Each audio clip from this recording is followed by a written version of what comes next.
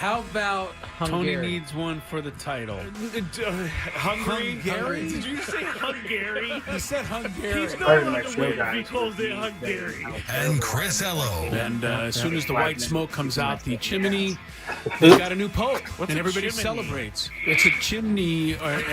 It's my version of a chimney. It's time to get you up to speed on all things sports. Yes! Yes! Yes! With plenty of nonsense in between.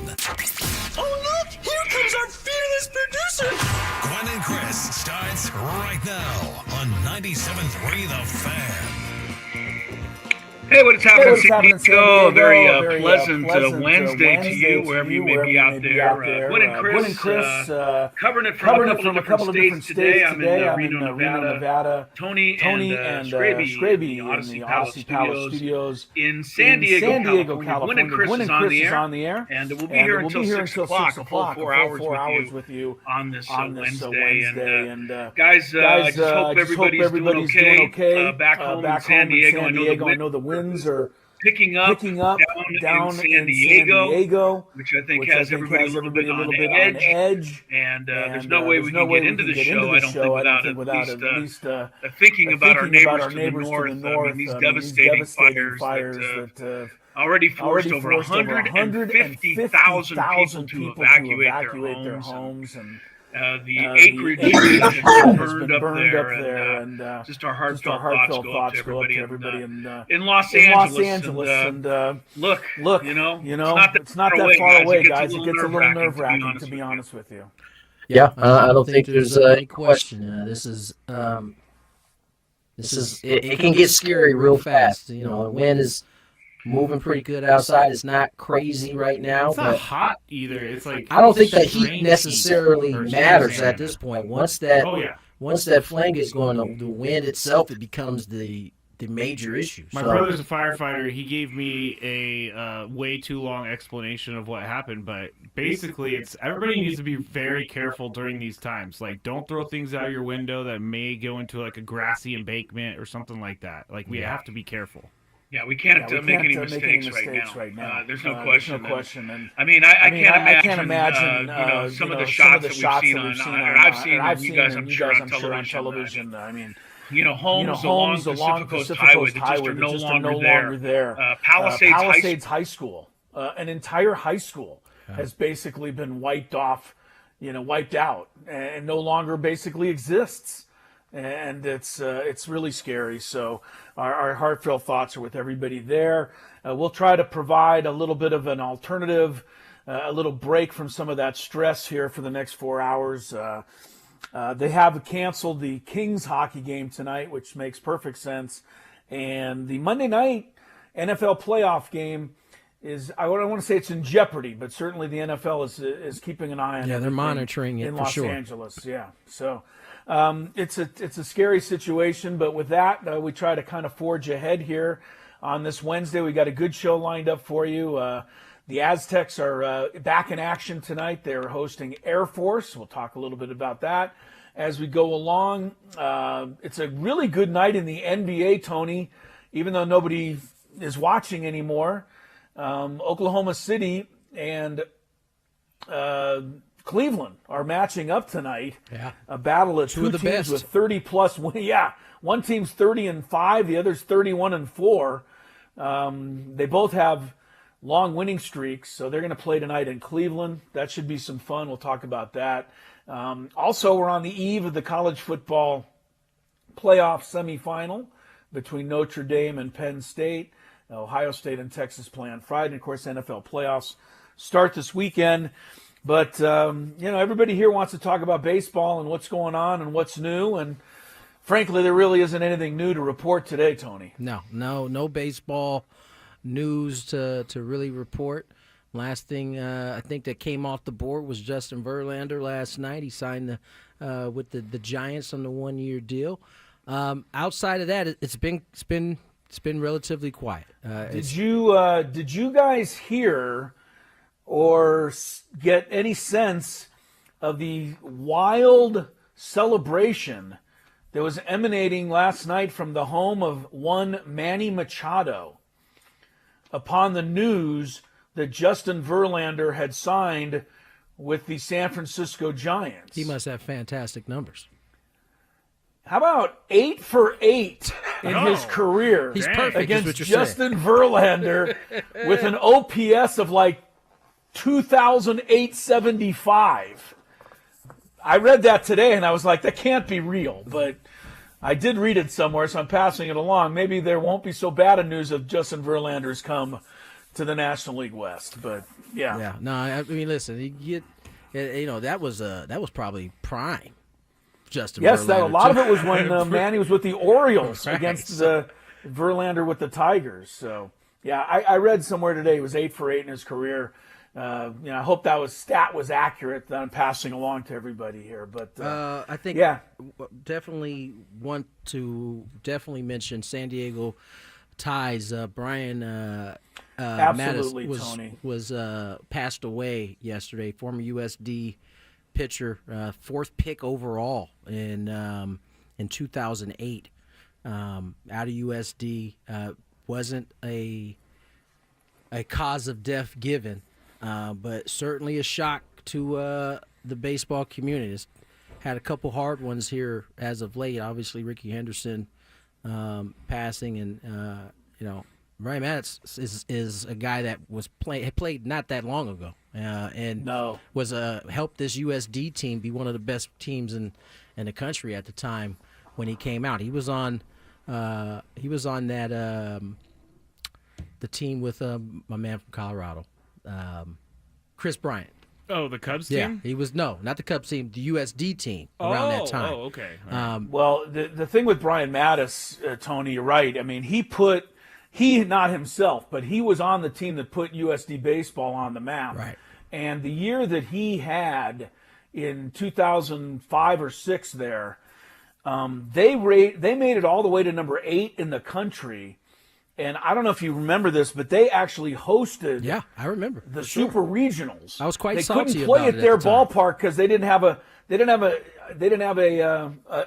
Fowler Park was not built at USD, so they had to ask your dad if he would mind them coming to Tony Gwynn Stadium to play the NCAA tournament. Your dad did the right thing by letting them come over and play there. He actually had no hesitation on this. The way he viewed it was, this is good for the entire city. And you listen, at that time, San Diego State hadn't quite gotten on their run yet. And he knew that was just you get to showcase the stadium a little bit at that point. It was just, it was a win-win. So you weren't happy about this. Did you pull a Matt Skraby and tell your dad not to let them play in the stadium? No, it didn't bother me that much. Okay, all right. But yeah, no, he definitely, as Chris said, they definitely held that tournament, and Mattis was a part of that team. And Tony, but Mattis was awesome. He was the number 4 overall pick. He didn't have an unbelievable career, but certainly 8 years with the Baltimore Orioles. And his passing is shocking. And I know, again, people around the USD campus today, especially in that athletic department, who knew Brian Mattis. I'm sure it's a very sad day, and we pass along our thoughts to you guys as well. Yeah. My wife told me this morning, she goes, did you hear about the pitcher on the Orioles who died? And, of course, her information was not great. She didn't remember the name. Right. And she said it was something like, and she didn't even come close to the last name pronunciation of Mattis. So, I was looking around online to try to find who she was talking about. And when I did find out, I was, it was very sad and shocking for sure. So, all right. Well, is there anything we can talk about that'll liven up anybody today? How about Skraby losing another fantabulous game show yesterday? Well, that apparently was he an started exciting way to finish the show. Apparently he started off his Skraby Chronicles That's what I heard. complaining about how bad he was at this game. Yeah, I took it hard yesterday. I took it hard because I definitely fancy myself a pretty smart NFL guy. And I should have had that topic because you know what? I saw the articles everywhere. I just never clicked on the article about who was in the Pro Bowl.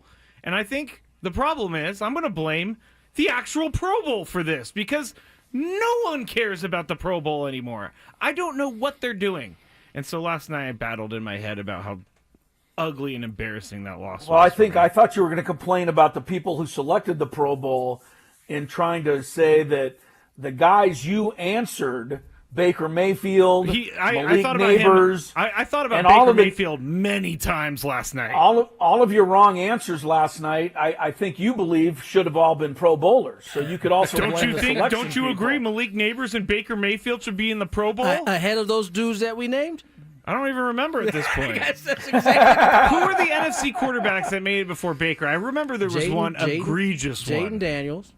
That's the Jaden egregious Daniels. one. You think that's egregious? Over Baker Mayfield, who threw 40 touchdowns and got his team into the playoffs. I'll give you got an argument there, Okay. But I don't know if it's egregious. Chris is going back to his list right now. I'm going back to the list. It was Jared Goff and Sam Darnold.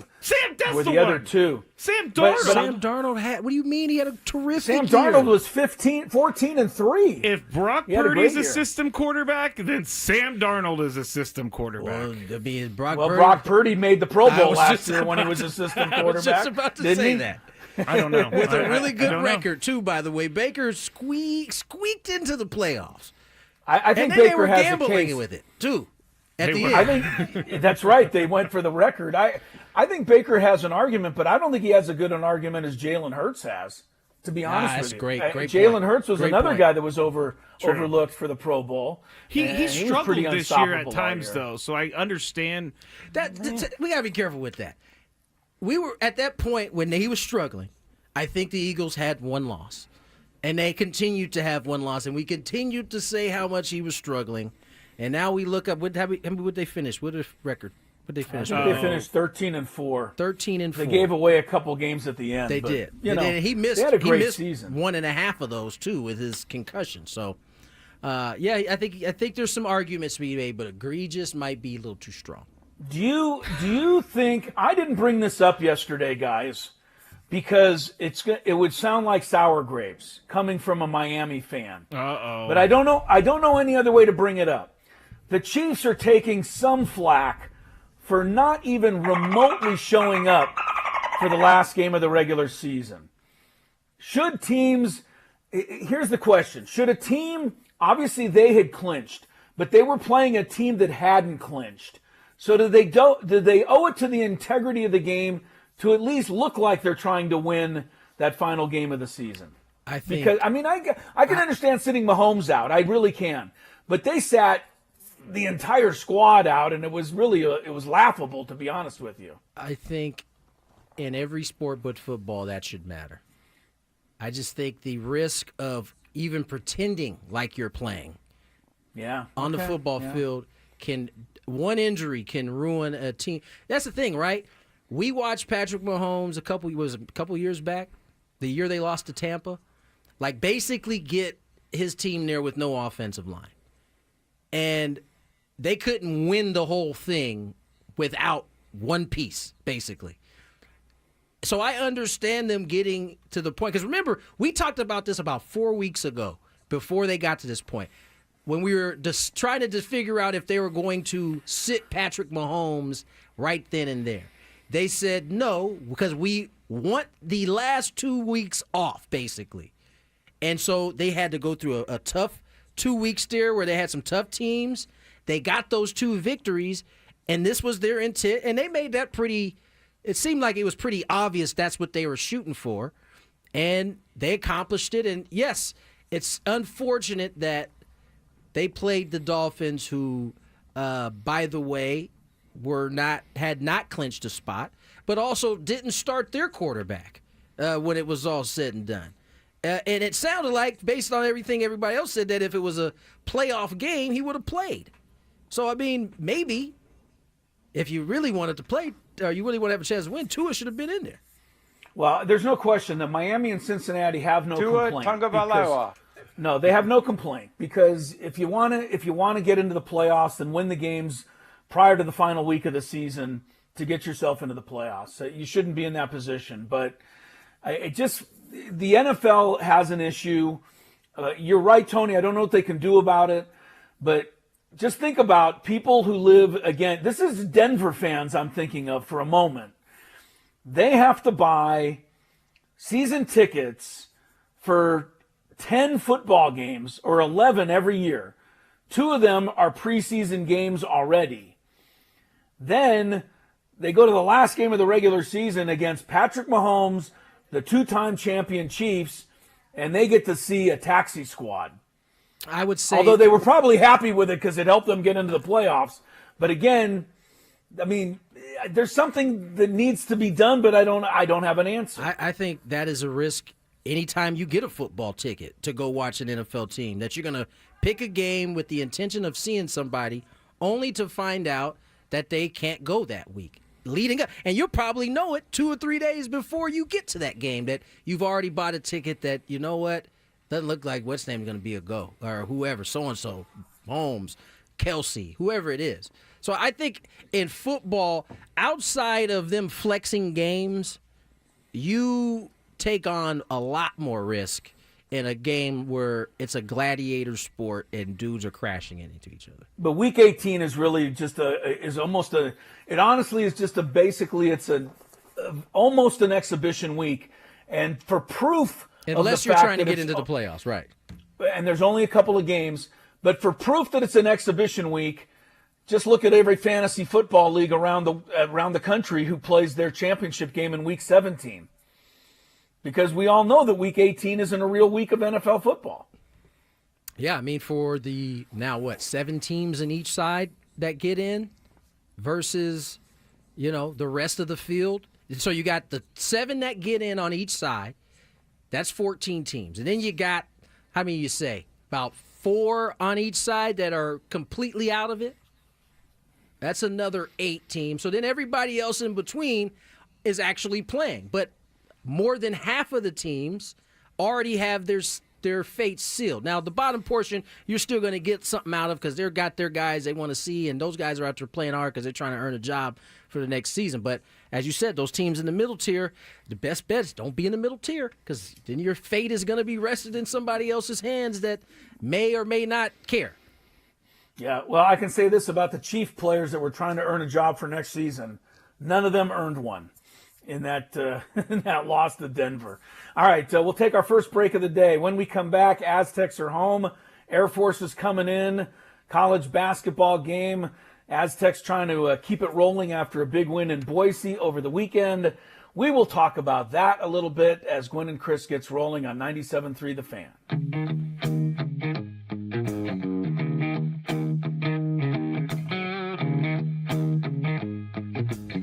There's Roadrunner. Meet me. He doesn't like me. I guess I wouldn't like me either if I was chasing me. As you can see, I'm all Aztec out here at the Aztec baseball tournament. It's the SDSU baseball alumni tournament. Right now, we are 1 under in the scramble. And Chris is playing well, Tony's playing well. But our ringer, Jack Townsend, is playing really well. So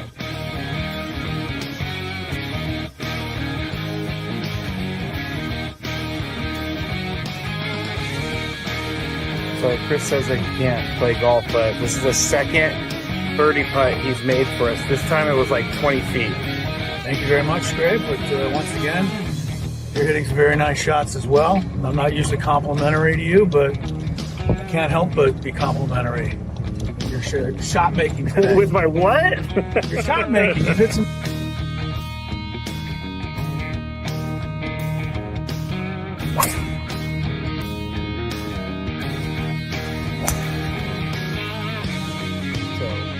We are just leaving 10 now, and it's getting really windy. It's actually kind of cold. I'm not gonna lie, I know we're in San Diego, but we're 3 under as a group. We just got off the birdie, and I just hit my defense.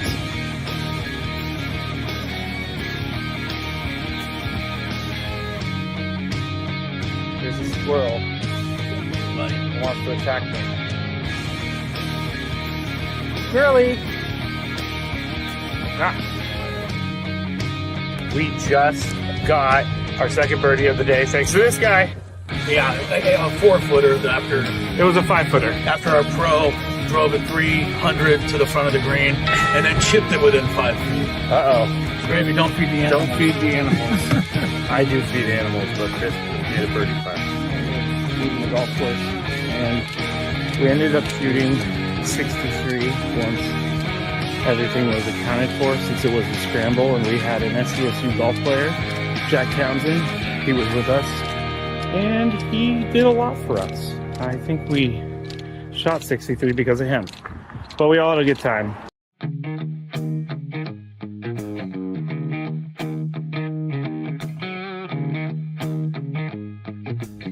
There's a Roadrunner. Meet. He doesn't like me. I guess I wouldn't like me either if I was chasing me. As you can see, I'm all Aztec out here at the Aztec baseball tournament. It's the SDSU baseball alumni tournament. Right now, we are 1 under in the scramble, and Chris is playing well, Tony's playing well, but our ringer, Jack Townsend, is playing really well, so.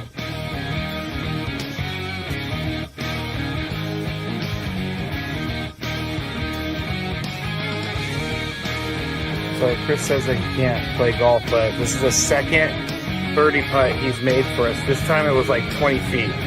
Thank you very much, Skraby. But once again, you're hitting some very nice shots as well. I'm not usually complimentary to you, but I can't help but be complimentary. Your shot making today. With my what? Your shot making. You hit some.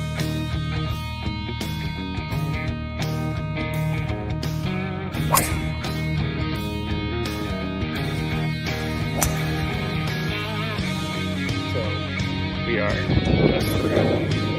league 10 now, and it's getting really windy. It's actually kind of cold. I'm not gonna lie, I know we're in San Diego, but we're 3 under as a group. We just got off of a birdie, and I just hit my defense.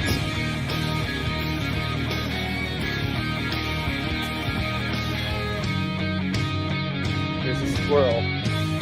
Buddy wants to attack me. Squirrely! We just got our second birdie of the day thanks to this guy. Yeah, a 4-footer after. It was a 5-footer. After our pro drove it 300 to the front of the green and then chipped it within 5 feet. Uh-oh. Skraby, don't feed the animals. Don't feed the animals. I do feed animals, but Chris made a birdie putt. Leaving the golf course. And we ended up shooting 63 once everything was accounted for since it was a scramble.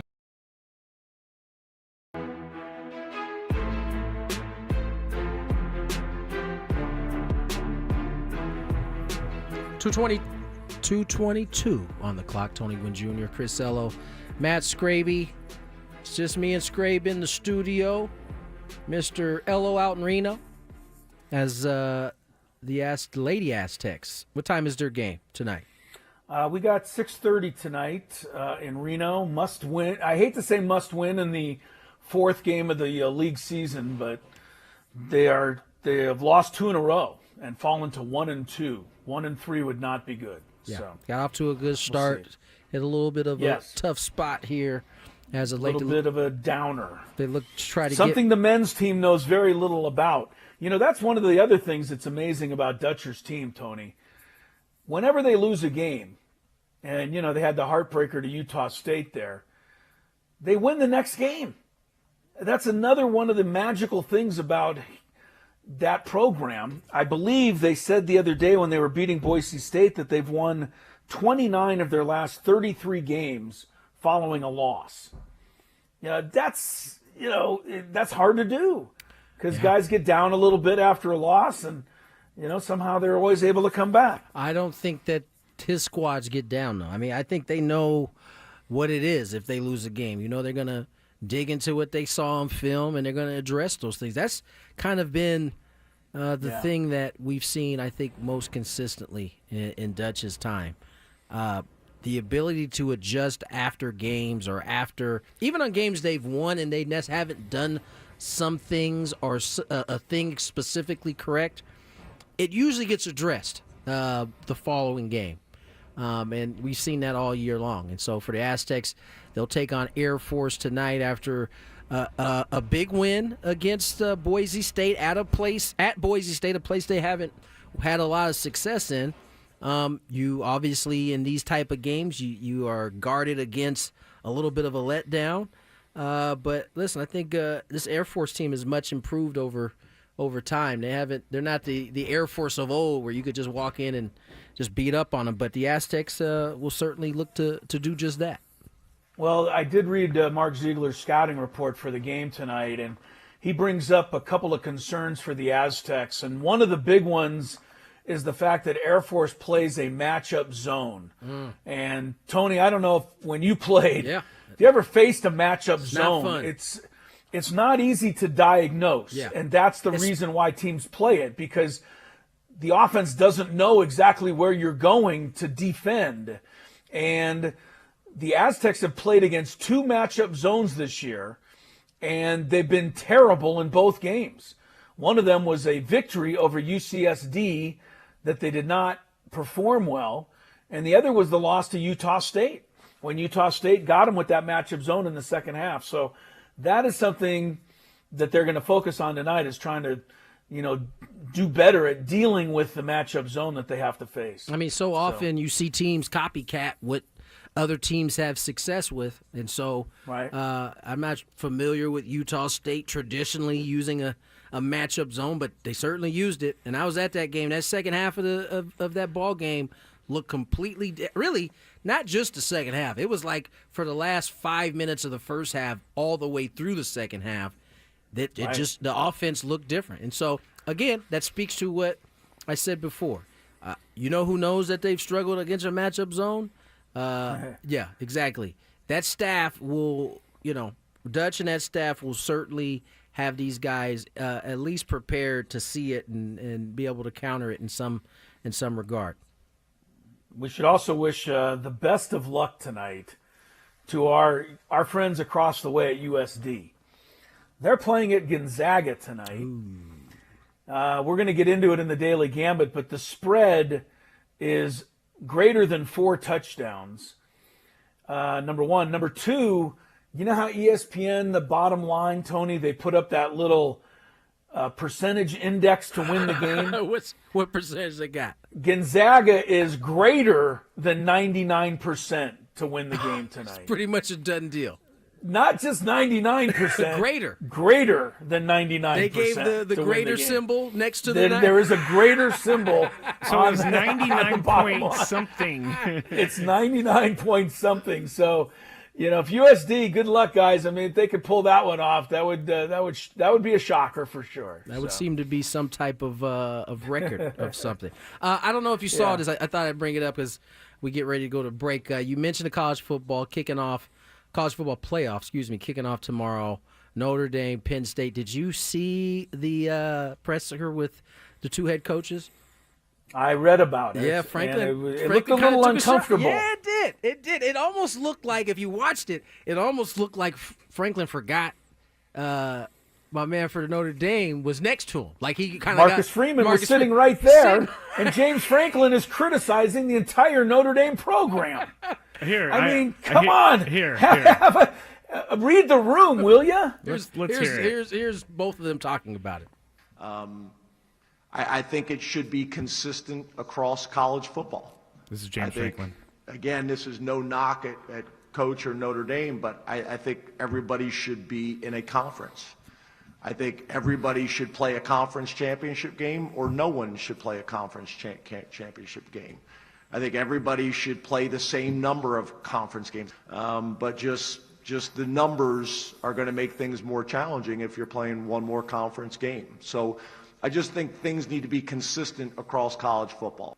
I got to give Marcus Freeman credit there. He took it. He did, he didn't stand up and punch. He didn't stand up and punch him right in the face. No, he didn't even move his face. He didn't give him a right hook or nothing. No. I will say this. Although I think it was very poor in taste, I think James Franklin actually has a point, though.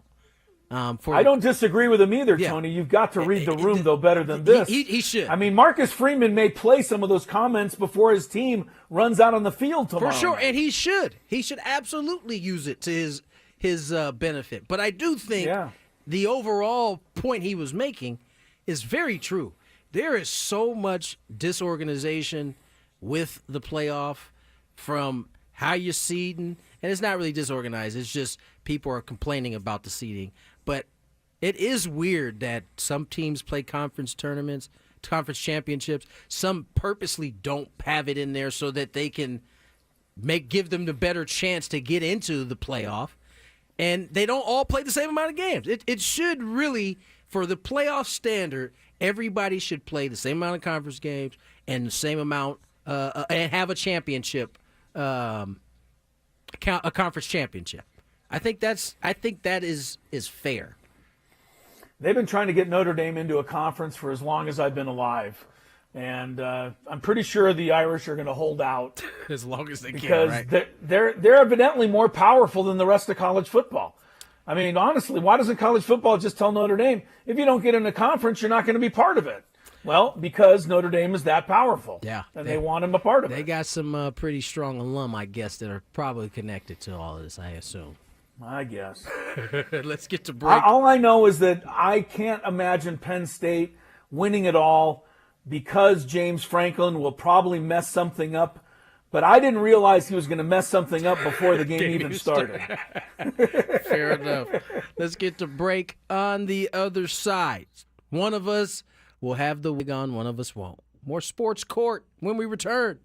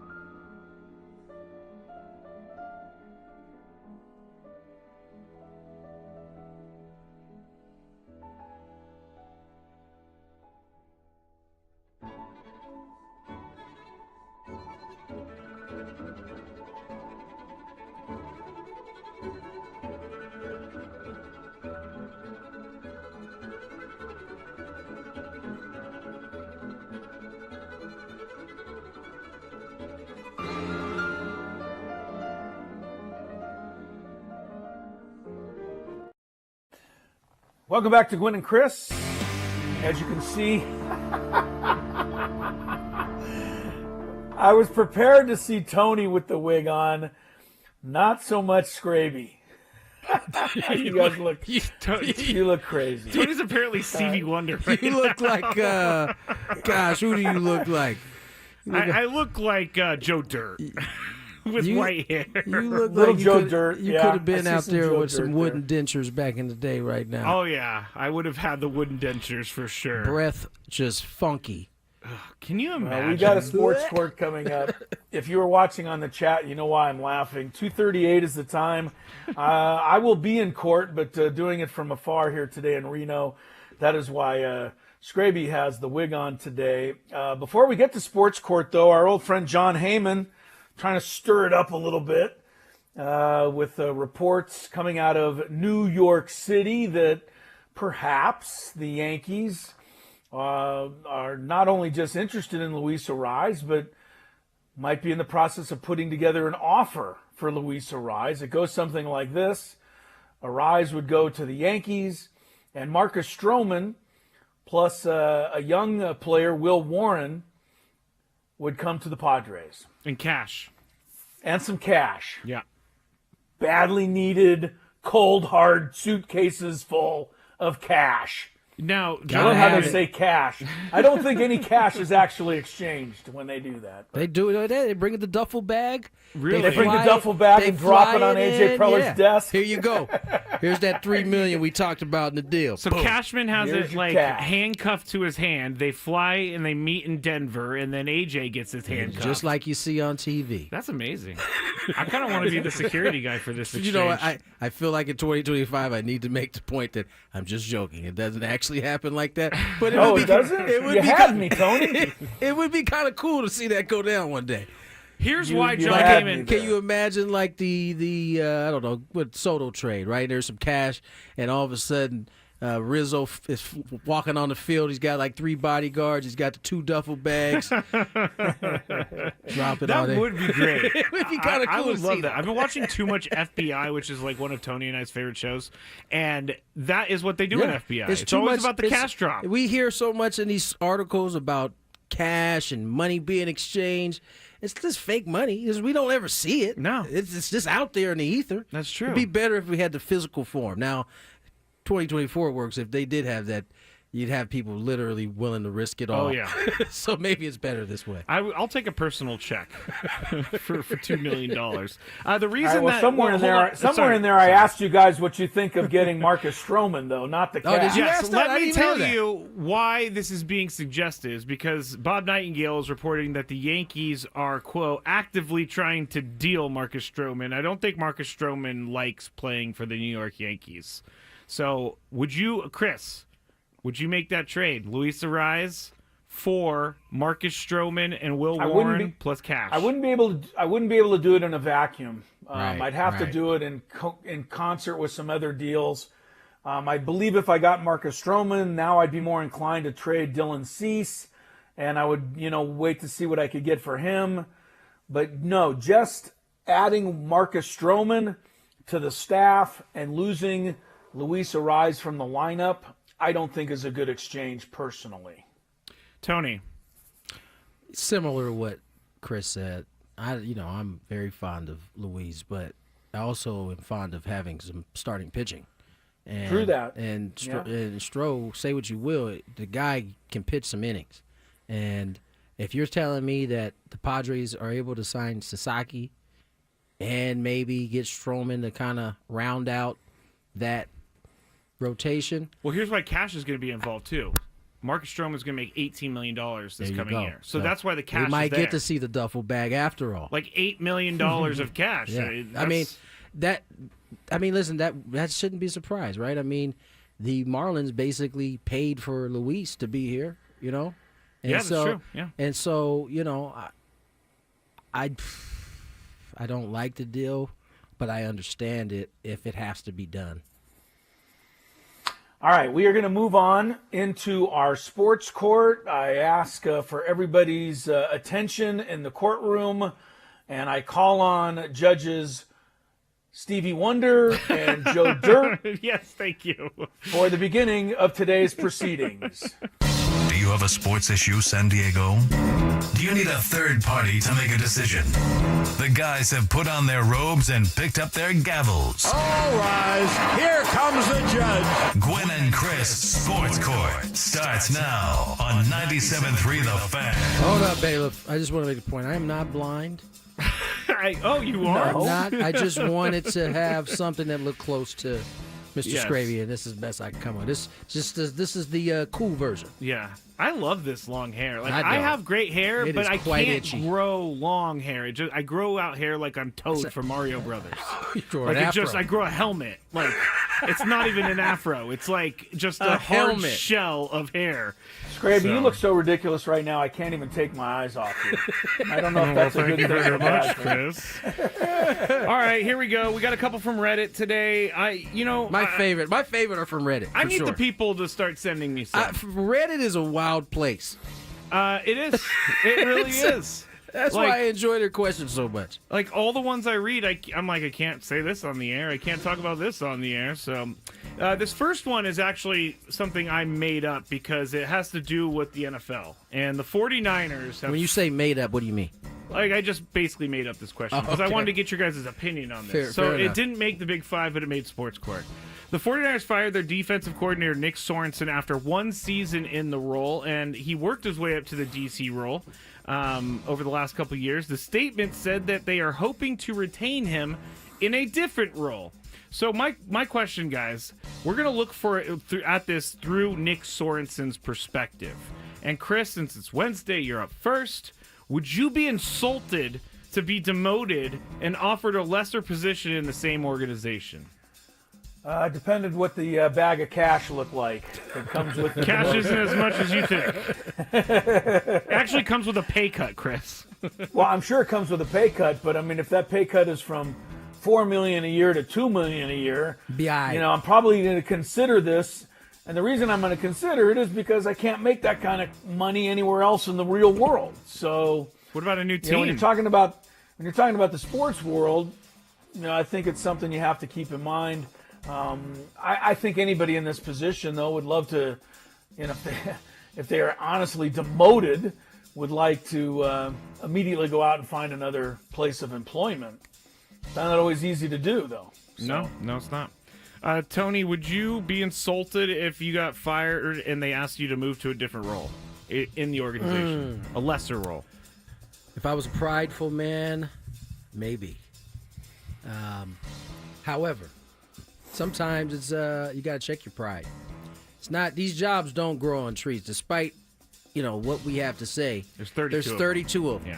Yeah. And so and there's no guarantee once you're out the door you can get back in.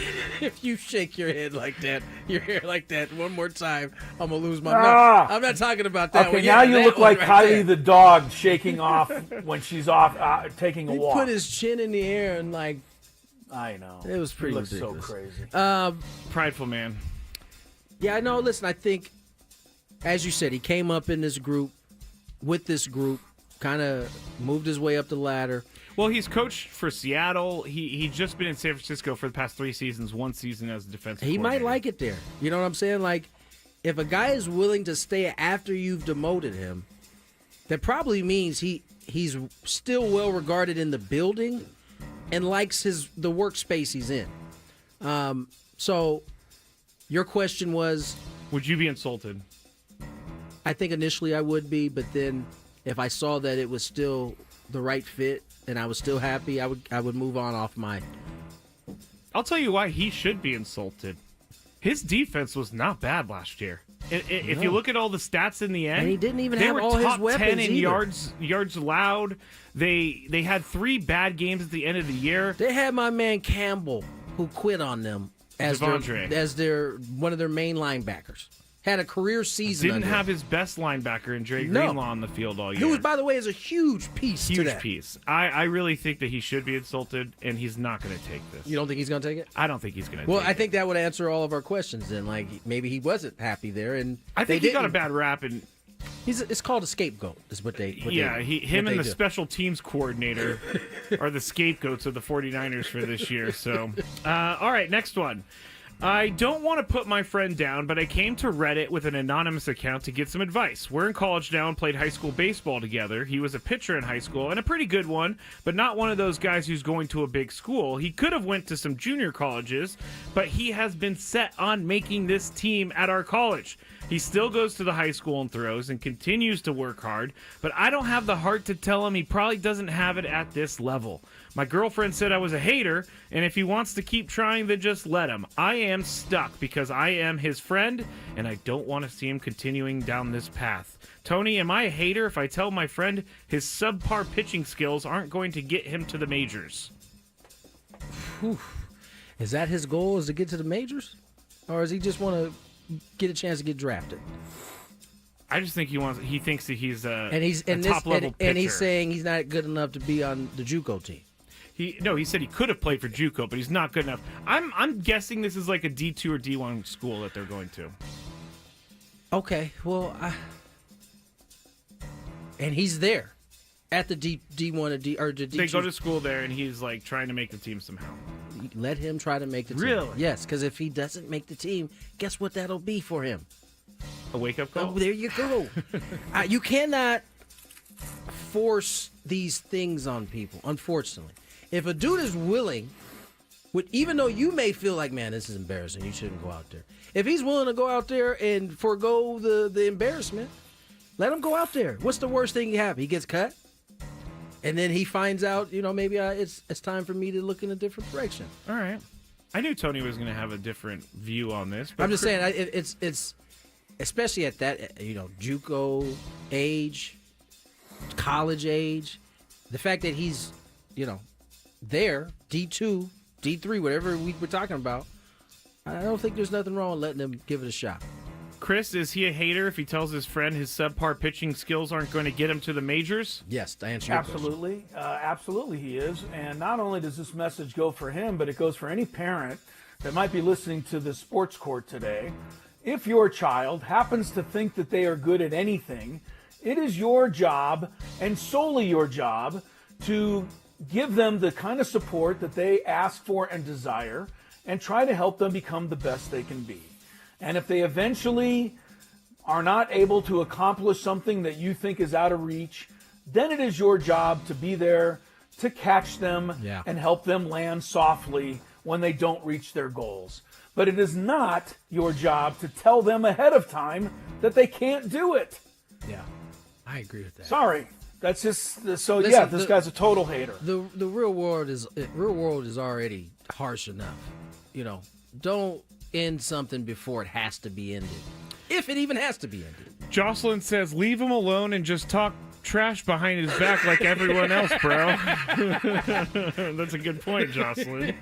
All right, here we go. And that goes for you parents too. If you want to talk trash behind your kid's back, when you guys, when mom and pops get into the room, y'all can have That's that. Right. Go to work. Oh my God, he thinks he's going to be a singer?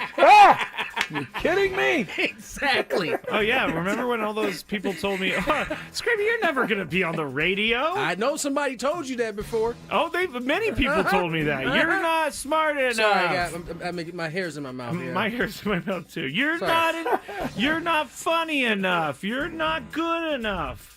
Guess what? I am! Maybe we should have listened to those people in the first place. Where are they now? I wouldn't be sitting here today if I listened to those people. All right, this next one is actually from a fan. Goes like this. I am a season ticket holder of 4 Padres tickets for each home game through the year. I guess I'm technically not the actual season ticket holder, but there are 4 couples who go together, and we have a calendar and all of that. So basically they go 2 and 2, and they just keep going throughout the year, mixing up the couples. The problem is this. One of the couples dropped out due to the cost, so we needed to pick up another couple, and that person whose name is on the account found a couple, but they're a Dodgers couple. Ooh. I do not want to sit next to a Dodgers fan when I go to games this year. Well, I am fine with Dodgers fans buying tickets, but I don't see why we can't have our season tickets be our Padres season tickets only. I can't wait to throw this. I actually offered to find another couple, but the Dodgers people are already locked in and made their deposit. Chris, my wife says get over it. Should I get over it, Chris? No, you should not get over it. You should never go to another game. No, this is a really bad one. I can't believe. What were you doing while the other couple was giving these tickets away to Dodger fans? For real. How did you not have a say in the matter? Well, I did talk to this person a little bit. They don't own the tickets. They're just one of the couples that buys into the tickets. So technically, they can't do anything about it. This is a big old. So, man, it's a bad spot you got yourself into then. Yeah. Well, I don't know. I may have to throw this one out of the courtroom just because I may not be able to solve this issue for you. Throwing it out of the courtroom? Yeah, it's too. No, I am. All right, Tony. Well, Chris is passing on my struggling over duty there. here. I am. I'm really struggling with this. Tony, what are we doing with this? Should he get over it? Yeah, he should. You don't own the tickets, brother. You were invited into this ticket. And although you pay your portion, you still were a guest invited in on these tickets. Yeah. And because of that, you don't get to say and ultimately who is going to pay the other half. Now, there's a simple solution. Buy your own tickets. I know they're pricey, but at least you get to control who's sitting next to you. You won't have Dodger fans sitting next to you, most likely. So, it's a tough one, man. I get it. I get not wanting to. The good thing is they don't play the division as much anymore, so you only got two series at home, 3 series at home? Yeah, something 2.5, something around there. So, it's for tickets, you're going to get to watch a lot more baseball without those Dodger fans. So I still think it's a benefit to you, but this is hang with them, man. Hang with them. We got to throw this one out the court. All right, throwing out of court. Last one real quick. A golf question for you guys. I have a friend, and we play golf as much as we can. He does one thing I haven't called him out for yet because I still beat him all the time. Whenever he hits a ball in the bushes, about 9 times out of 10, he finds it. I suspected this is a problem, so I've been putting a small dot on the ball to track if he actually found his ball that he teed off with. This guy sliding. Here's the thing. Out of the 5 times I've checked, 4 times he's got a new ball. Should I call him out, Chris? Absolutely. Or Tony? Absolutely. You Chris. should call him out. You're not cheating, you're not trying. Bogey golf, baby. I've met this guy before. You've sliced it 90 or 100 yards out of bounds, but you find your ball? That's very strange to me. Yeah, you got to tell him. All right. That's you have far too much reverence for the game of golf, Skraby. You really do. Too much. I love We're golf. not professionals out here. Just let us play. Let us live. Oh, let's play bogey golf. Hater. Daily Gambit next.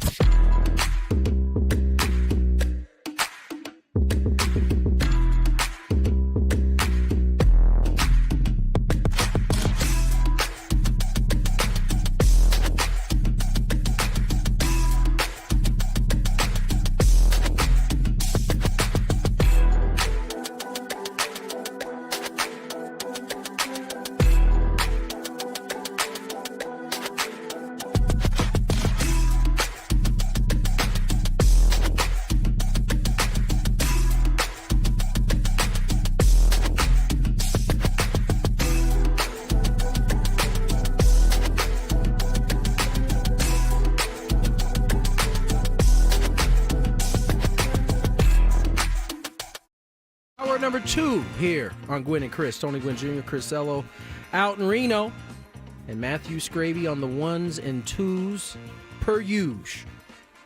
Little Gwynn and Chris action. Daily Gambit coming up here shortly. Jerry Jones looks like he had a change of heart after basically telling Mike McCarthy he should go talk. Think those are go talk. Yeah. I wouldn't want anybody here who doesn't want to be say here. Well, that. Jerry, he didn't actually say he didn't want to be here. I think your actions had signaled that maybe you didn't want him here. And then after, I think some of the embarrassment maybe kicked in a little bit on how the public was reacting to this, he told the Bears, no, you can't talk to him. Sorry. He's going to stay here. Well, and then if he doesn't get a contract, though, by next week, he could go anywhere. That's true. So that's true. It's still a fluid situation. I heard Pete Carroll's name mentioned for the Bears. Bears, yeah. Possibly. Can we stop with these names now? Why? What's wrong with Pete Carroll? I'm at the point in my life where does this bring up bad 49er memories for you? No, gosh, no. You sure? No. It's just like I'm tired of the people that have been there before and done that. And, you know, Pete Carroll probably deserves another job because he was unceremoniously fired from the Seahawks. But, like, the Rex Ryans of the world, can we just stop with these guys? Like, the NFL is completely different. I don't think their style is going to work. Why are we looking at these guys? Why do you think that? Why do I think the style's not going to work? Yeah. Because we're too sensitive in this society. Pete Carroll? Look what Gerard Mayo... No, Pete Carroll's different. I'm talking about Rex Ryan. From that same cloth Gerard Mayo called his team soft. I guess his players didn't like how he talked to them. So... Yeah. You know, listen, again, I said it yesterday. You know, although I don't like the idea of a head coach just getting 1 year when the team was trashed the year before. Me too. I think that's bad. But I don't think the given, as I said, the candidates that are out there, I don't know that New England is in the wrong for wanting to explore some of these candidates. That being said, it's always stands out to me. No matter who it is, when a coach is fired and there's some question on like why is he being fired, you get these stories and this information that always, it's like clockwork. It was Chris. the Brian Flores stuff. It trickles out every time. Yeah. When there's like a firing that everybody agrees on, you don't see this stuff. It's just when the firings are a little bit off. All of a sudden, you got these little stories trickling out. You got different insiders that all of a sudden have these little tidbits about what was going on behind the scenes. You mean tell me in the world of information, none of this got out until after he was fired? No, you're right about that. It is quite suspicious to me that it goes down that way.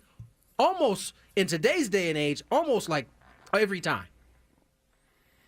I have another thing that bothers me about all the coaching changes that a lot of people don't talk about, and it doesn't seem like organizations address it, and that is the relatively awful job that NFL teams do in selecting head coaches in the first place.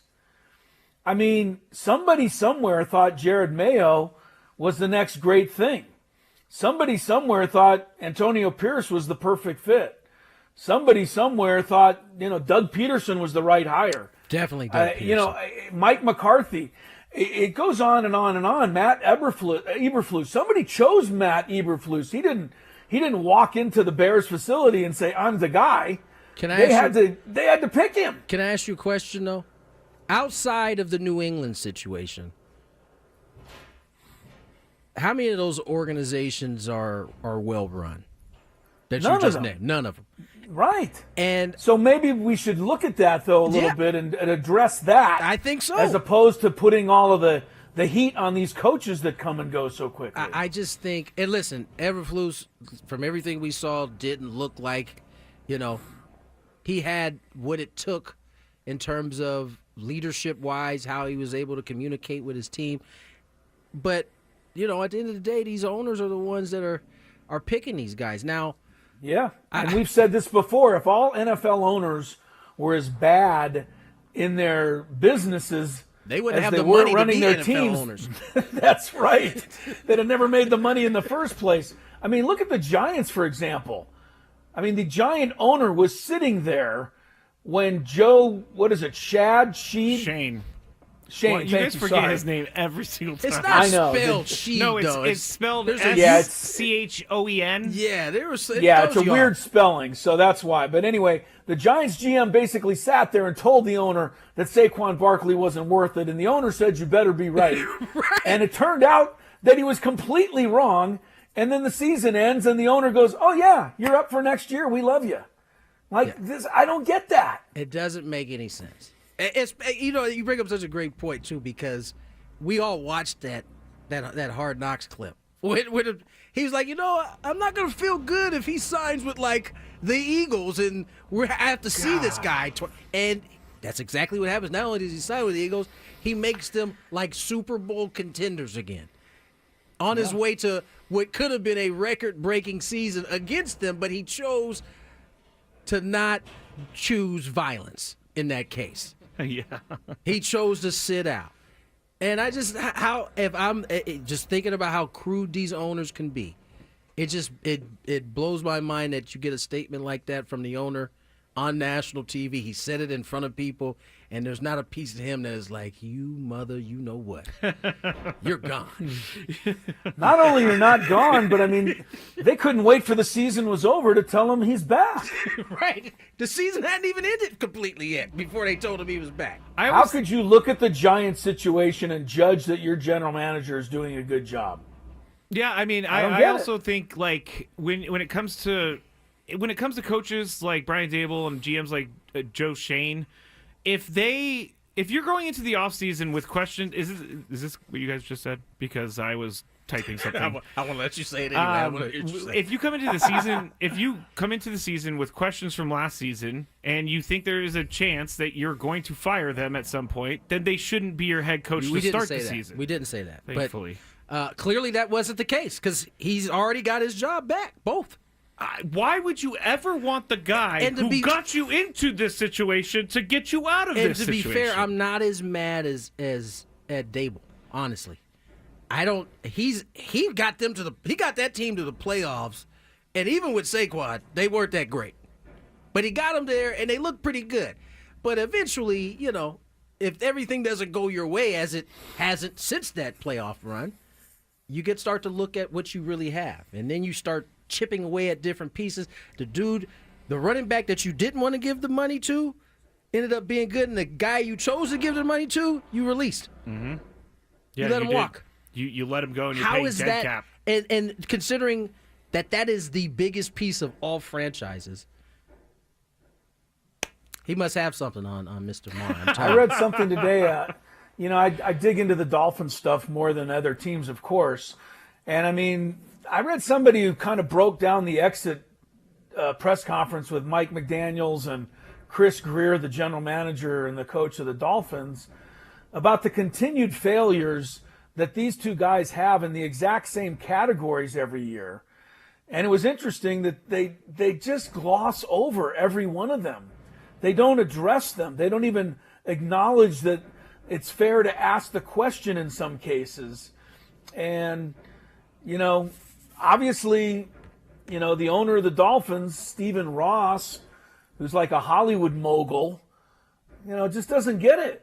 I mean, if you keep a guy in there that can't build anything but a soft football team, don't expect him to build anything but a soft football team. At least in Mr. Ross's, and we've gotten way off where we were supposed to be, which is David Gammon, but at least in Mr. Ross's case, he's just hiring the wrong guy, right? He's not like actually meddling in what's going on. Him or the owner for the Giants. They don't seem to be meddling in terms of getting in the way. They just aren't picking the right dude to pick the right dude, or they're just not picking the right dude themselves. So those are hopefully they learn from their mistake. They'll pick the dude who picks the better dude and picks the right coach in general. But it's just, to me, all these things have one common denominator. They don't seem to be run very well. It took 50 years for the Lions to find their coach. I mean, look at Matt Patricia, Jim Schwartz. All of those guys went through before they finally found Dan Campbell. I think made the right ownership, choice. although it stayed in the family, has kind of gone in a different direction over time too. Yes, they finally had some of the Fords passed away, leaving behind a couple of Fords who happen to know what they're doing. I hate to tell you. So Smart skipped a generation in this case. It's almost what happened with the Lions in a lot of ways. But here's the other bottom line, and this is for all walks of life, and I know everybody out there can identify with this in their own line of work. Some people just interview better than other people. Absolutely. And some people just are able to put their best foot forward better than others. And they sell themselves better than others. Maybe they look the part better than others, whatever the case may be. But we've all seen it in all walks of life, how people that we kind of know can't really do the job end up getting hired over and over and over again. And that's not just in sports, actually. I'm glad you said that, because we are acting as though it is an exact science. And because you're going into these meetings, it's not like you got a crystal ball ahead of you and like, okay, yeah, this is going to turn out exact. It's not an exact science picking a coach. There are certain steps you can make to ensure that at least, the bones of the operation are right. But you really don't know when you go into these situations and have to pick. And so I can tell you from firsthand experience that I am a terrible interviewer. I get very nervous. I stumble over my words. I start sounding scripted, like I've been thinking about this for 5 weeks now. Just like, and yes, I will do a good job for you if you give me this job. And I'm lucky that some people saw through the awkwardness of my interviews. But interviews are just nerve-wracking to begin with, I think. Some people love them. I hate them. Hate them. Yeah. All right, so should we do Daily Gambit? It's 3:12. No, we should go to break. Let's go to break. Wait, hold on. You gotta give me a second. Sorry, he's not ready. Gotta get ready. We do have some bets for you gamblers out there. And so we'll do it. When we come back, we'll jump into some of that Daily Gambit. I'm Gwynn Chris. Here's them. From the 855, get Ross traffic.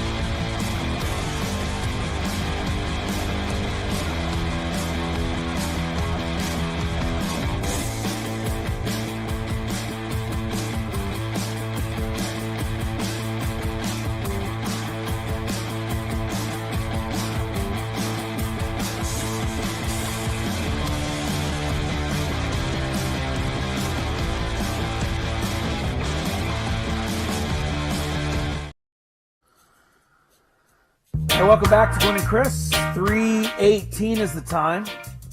Crisello in Reno, Nevada. Moving on from here to Laramie, Wyoming. It only gets better for me, guys. What's the temperature in Laramie right now? Let's check. I don't know. I read it earlier before I left. It wasn't terrible. Oh, but my goodness, Tony. Do you want to know what's going on tomorrow in Laramie?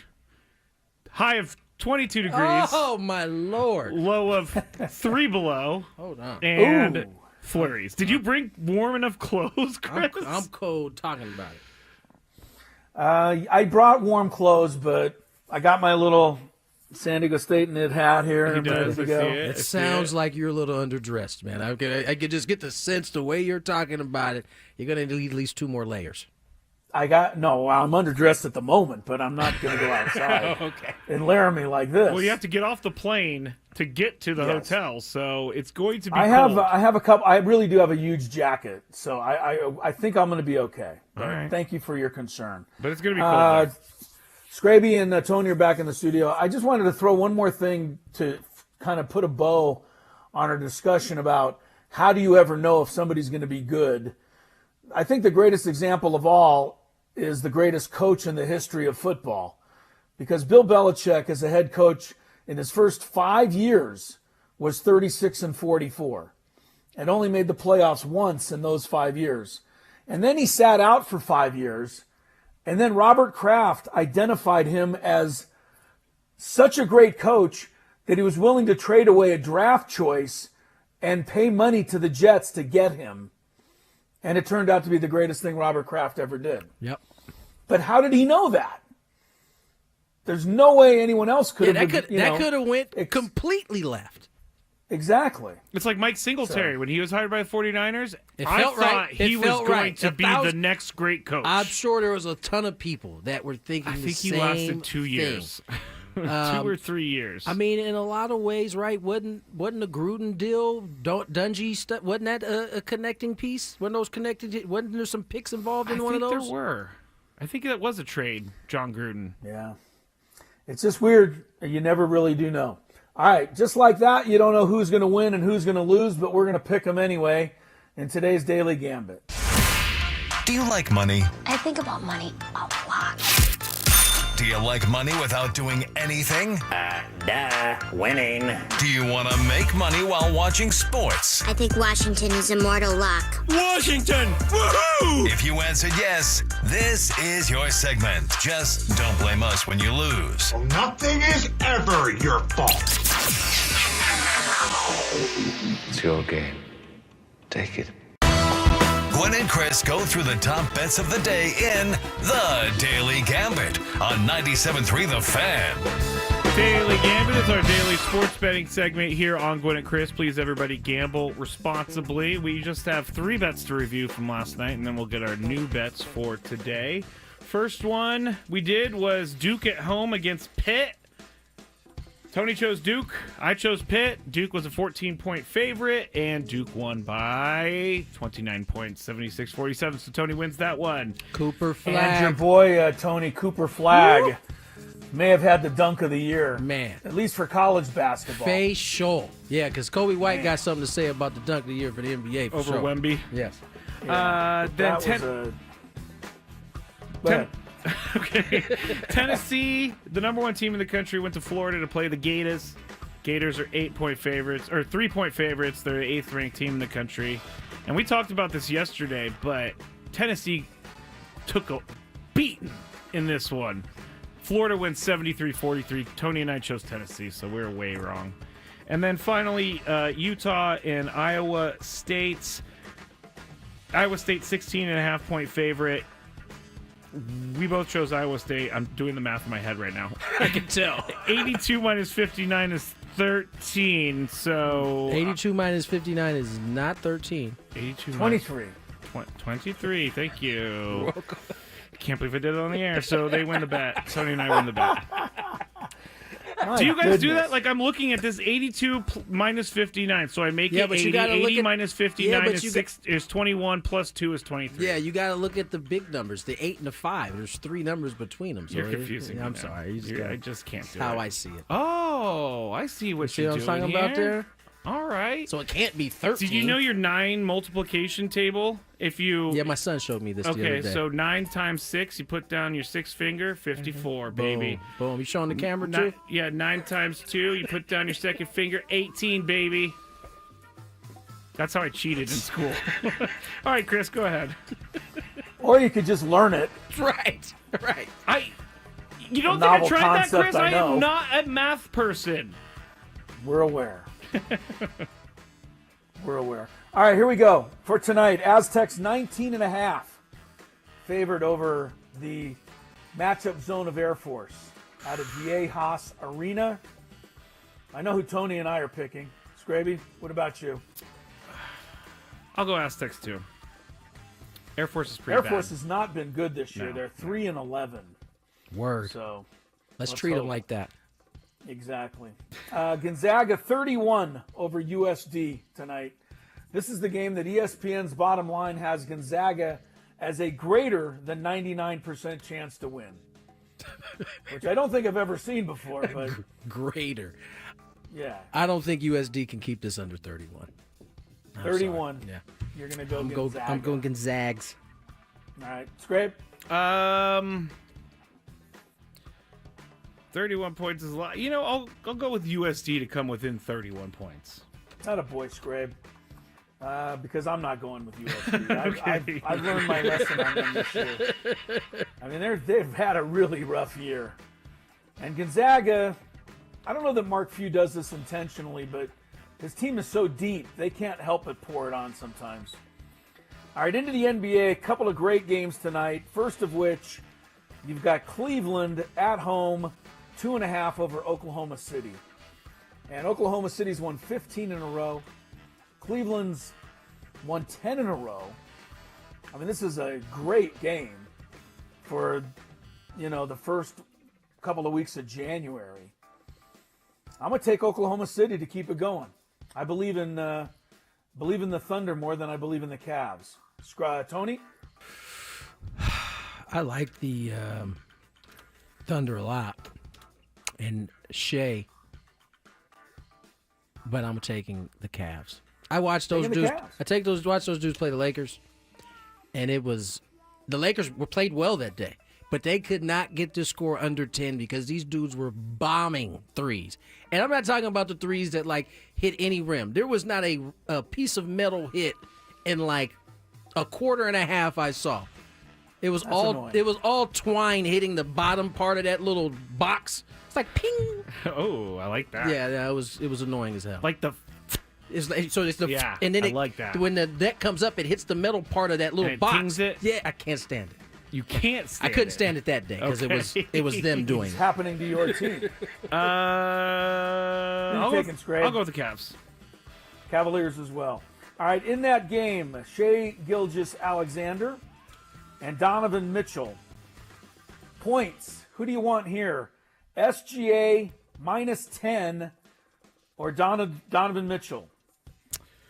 I don't know if I explained that right. No, I get it. If you take Donovan Mitchell, you get to add 10 points to his score. Yes. So who's going to score more? Scrabe. Donovan Mitchell. Donovan Mitchell plus 10. Yep.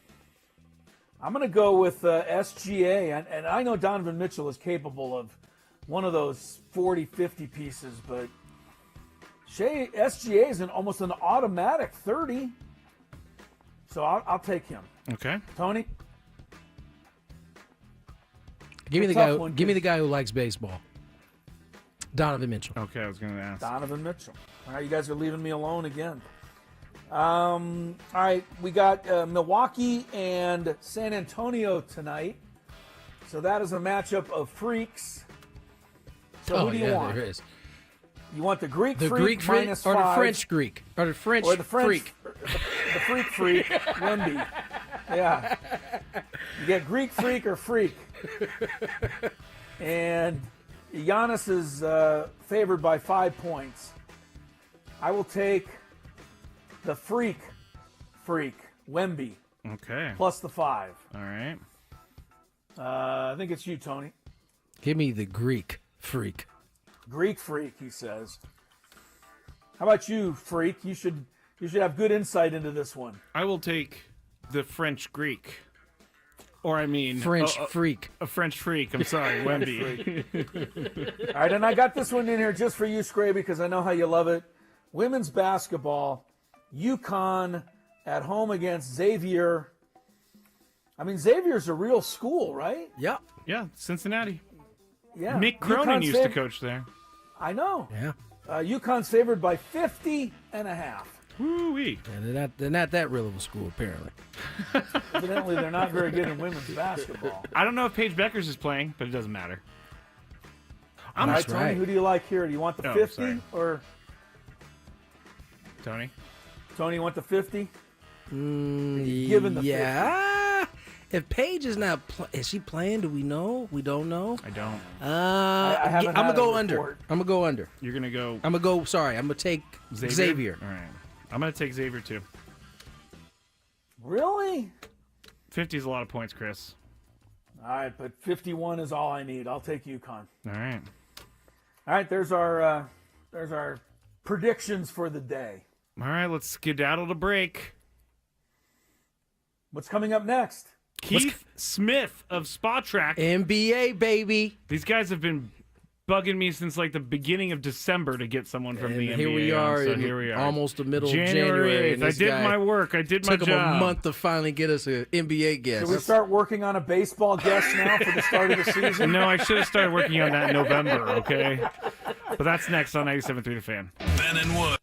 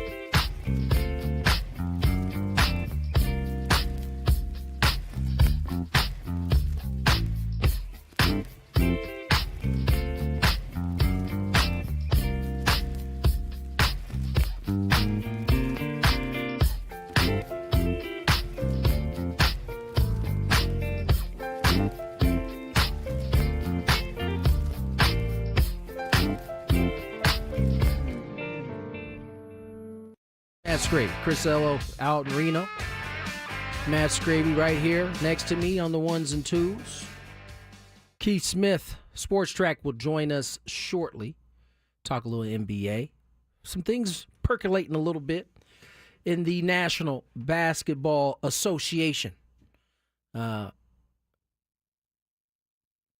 Barkley referred to him as a dead man walking, and I think that's considering the circumstances in which JJ Redick? Yeah, considering the circumstances in which JJ's dealing with right now, probably not the appropriate phrase considering his family is directly affected. I believe his family had to be evacuated out of the Palisades, which, as we talked about earlier, is experiencing a crazy, crazy fire that is really destroying the whole city right now. So it's devastated everything. Yeah. And by the way, Tony, they've already we told you the Kings hockey game has been canceled tonight, but they're already pretty much expecting in the NBA that whatever Laker games there are the next couple of days or Clipper games, whatever, and I don't know both teams' schedule, but those are probably not going to be played either. So keep that in mind. If anybody down here had tickets to run up and see a Laker game, you're probably not going to see one this week. Yeah, it might not be a bad idea for the Lakers, too. They could use as much practice time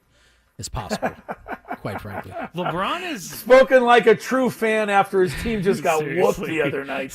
They look good for about 3.5 quarters, and then it went cattywampus after there. Yeah, Danny the thing I love about Tony with the Lakers is it's the one time that we can get him emotional on one game. Totally. Because every other game, Tony's just like, it's just one game. Yeah. It's, don't get too high, don't get too low. But when you get him with the Lakers, it's a roller coaster, baby. Really is. It's a wild It's all thing the to way be a up part. and all the way down. Everything inside of my soul tells me that Tony's not going to care about this one game, but he does care a lot about that one game. Danny has a fair point. Charles did make those comments before the fire. He did. I wasn't necessarily saying You were Charles just trying was to tie it involved. I was together. just tying it together. Gotcha, No, you're absolutely right. He made those long before he knew there was a fire. Do you think JJ Redick is on the hot seat already? I think every Laker coach, honestly, that takes over the helm is on the hot seat. It at least in my experience, ever since Phil Jackson left, it's pretty much been the same way, right? I think poor Rudy T, he didn't make it very long. I think Mike Brown, he came in shortly after. He got about a year and like a couple of games. The following year, he was gone. Ty Lue, is he ever a Laker coach? No, they wanted Ty Lue. Oh. They ended up settling for Frank Vogel, who eventually won them a title. And then got fired. So, I mean, that wasn't good enough. It wasn't. I mean, and then we go through the next guys, right? After him, because he took over after Luke Walton, who didn't really have any success. Granted, he didn't have a lot to play with. Oh, I forgot about Luke He Walton. didn't have LeBron James at that point, right? Tony, your memory on this is incredible, though. Yeah, no. Then we go from him. Frank came in. He got the job done. From Frank, we moved to was it Darvin, or was there somebody in between Frank and Darvin? No, Darvin. I'm looking at it now. That's the only reason I know. You did leave out a couple of guys in your after Phil Jackson world. Mike D'Antoni was in there for one terrible season. He did do a bad job. I'm about to say. He was did a terrible. bad one. And then Byron Scott did it for 2 years, and he didn't have any success either. Won 21 games and 17 games, Byron Scott did. Mike D had the second to last year Kobe. Byron Scott had Kobe's last year. And so, from that point on, there wasn't a lot of good roster for those guys. So I don't even really count them. But everybody after, Mike D'Antoni got the Dwight, if I'm not mistaken, he got the Dwight Howard, Kobe Bryant matchup. That ended up not going all that well. So, got a lot to discuss. Keith Smith, Sport Track, joining us shortly. As in right now. Let's bring him on. We welcome Keith After Smith. traffic. After traffic, we'll bring on Keith Smith. From the 855 Get Ross Traffic Center, protecting San Diego after accidents or injury, here's Kelly Danick. Got a few things that might slow you down. Westbound King Freeway at the 15. An accident involving a couple vehicles. Trying to move that into the center divide. Also, traveling on southbound 805 before the 54. Accident clearing stage. Everything is over to the right shoulder. Eastbound 8, right around Mission Gorge Road. There is a collision involving a car and a motorcycle. That's over to the right shoulder. And on the South 125, right before Hamashaw, collision involving a couple vehicles. That's over to the right shoulder. I'm Kelly Danek with Gwynn and Chris, San Diego's #1 sports station, 97.3 The Fan. Let's bring on our next guest. Keith Smith joins us via Spot Track. Talk a little NBA basketball. It's been a little bit. Keith, how are you? I'm doing well. Thank you for having me. And hey, trust me, I used to live in Southern California. You know, everything comes after traffic. That's exactly right. Well played. Let's talk a little NBA. There's a few stories kind of percolating as we get closer and closer to the deadline. I have to start with Jimmy Butler first. He's it seems like him and Pat Riley have the relationship has run its course. He is angling to get to a contender. Having watched Pat operate for a long time, he's not necessarily going to go along with that plan. How do you see this kind of thing ending up when it's all said and done? Yeah, generally NBA history tells us when a star-level player wants to get traded, they're going to get traded, and more often than not, they're going to get traded to where they want to be. The problem is Jimmy Butler, by all reporting and everything matches everything I've heard, he really wants to be with the Phoenix Suns, and that means Bradley Beal would need to be traded by the Suns. He has a no-trade clause. That complicates that. Butler's contract is large. The Heat are dealing with their own salary cap issues as far as around the luxury tax and the aprons and potential hard cap. So this is not an easy one to put together, but my guess is we'll probably see him get moved here within the next couple of weeks leading up to the deadline, and then we'll go from there. Keith, you touched on it, but in the NBA, it's not always about making a trade for one player or another. It's more often one contract for another. With a few weeks to go before the deadline, other than Butler, are there any big-name superstars who could move that could change the balance of power? Yeah, I think a couple other guys we're looking at are Brandon Ingram of the New Orleans Pelicans. There's been no movement towards an extension with him, so that sounds like they're very likely to try to trade Ingram because they're just not going to want to see him walk away for nothing. I think he wants to get to a team that'll extend him or at least re-sign him this summer. And then the Brooklyn Nets are still in the midst of rebuilding their team and resetting. They're going to trade Cam Johnson if they can find the right deal. He's a player that a lot of teams really like. As far as major superstars, probably not, because it's, Butler and Ingram are going to probably be the big names that move. But so many of these teams are working so tight around the tax aprons and these various hard caps and all the restrictions under the new CBA, it's probably going to limit true superstar movement to some extent.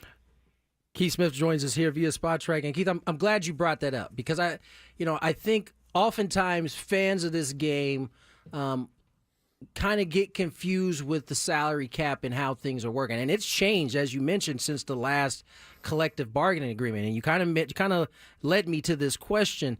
It's a little bit harder in this collective bargaining agreements to collect stars. They've really made it tough on teams doing that. Can you explain in layman's terms why it's tougher now than maybe it was before the last collective bargaining agreement? Yeah, without introducing a true hard cap like what exists in the NFL, the NBA wanted to make it very difficult for teams like the Warriors and the Clippers and what the Nets were becoming from being a thing. They did not want these teams that were, running payrolls that were double and even approaching triple what other teams were. And it was very clear as they've brought on different owners like Steve Ballmer, for example, $100 million luxury tax bill was nothing to him because he finds that in his couch cushions. So they had to make it a real penalty. So what they did was they introduced all these things that make it very hard on these teams to build out their rosters, which makes it, it used to be, hey, as long as you can meet the pretty liberal salary matching rules, you could acquire just about anybody. Now there's all these rules around, hey, this can hard cap you. If you do this, there are hard caps that can be introduced if you do certain transactions. And then as well as that is, it's harder to just trade draft picks and the like. So it's become a lot harder to build those things up. It's as you said, it's a lot more complicated, a lot harder to understand. Thankfully for a guy like me, it keeps me gainfully employed. But, for the teams, it's a lot harder for them to do what they got to do. Keith Smith is with us talking some NBA. And Keith, it seems like a kind of the elephant in the corner of the room, but the lack of NBA ratings right now, either the criticism / controversy over whether or not teams are just simply jacking up too many three-pointers to make it interesting for the fans to watch. LeBron James seemed to think so. Adam Silver acknowledged that it's something that needs to be looked at. Where could the NBA go, number one? And number two, what has happened in such a short amount of time to the eyeballs and the people that love this league? Yeah, so I kind of make this one almost the equivalent to Major League Baseball. If we go back a few years ago, people were talking about baseball had become, it was all home runs, right? It was just play, try to walk, get guys on base and hit 2-3 run grand slams, whatever it is, home runs. Play long ball, and in the NBA, it's gone through their own statistical evolution where it's even more drastic, I think, in the NBA because you have this one shot that is worth half again as much as another shot if you can make it. So teams are very, very much, they've said, hey, we would rather take a bunch of three-pointers, even if we shoot a lower percentage on them, every one we make is worth more. And the only time we want baskets at the rim now is if it's a real open layup or an open dunk. And in some ways that's, led to, I think parts of the game are even better. I think the ball movement and spacing is better than it's ever been. If you put on NBA TV and watch a game from the 90s, you're like, oh my gosh, how did anybody ever score? Like there's 8 guys standing in and around the paint, right. Back then. But I think, as far as the ratings go, the league counters with 2 things. One, hey, ratings or not, they just landed the richest TV contract they've ever landed, so they're not, super concerned about that part of it. But 2, they openly will say it's not all about who's watching on ESPN and ABC and TNT. The league is getting consumed in a lot of different ways, and they also openly talk about how they're one of the most popular worldwide sports. And that never gets talked about is, what's happening overseas, whether it be in Europe or Asia or even Australia, who's watching there, that doesn't factor in because, we're focused on what are the ratings here. So the league feels like, hey, all this concern, it's things they need to keep an eye on, but they're not overly, worried about it because there's still a lot of eyeballs on the game right now. It's such a great point, Keith, about the comparison to baseball because analytics has blown up in this league, and we talk about it often. But it's also probably blown up even more, and it probably had been taking place long before baseball really got involved in it. And you have seen teams, sell out on the analytics in terms of the 3 being worth more than the 2. But how do they bridge the gap? Because clearly maybe it's not being consumed the same way and it's being consumed differently. But there's definitely a change in how the game is played.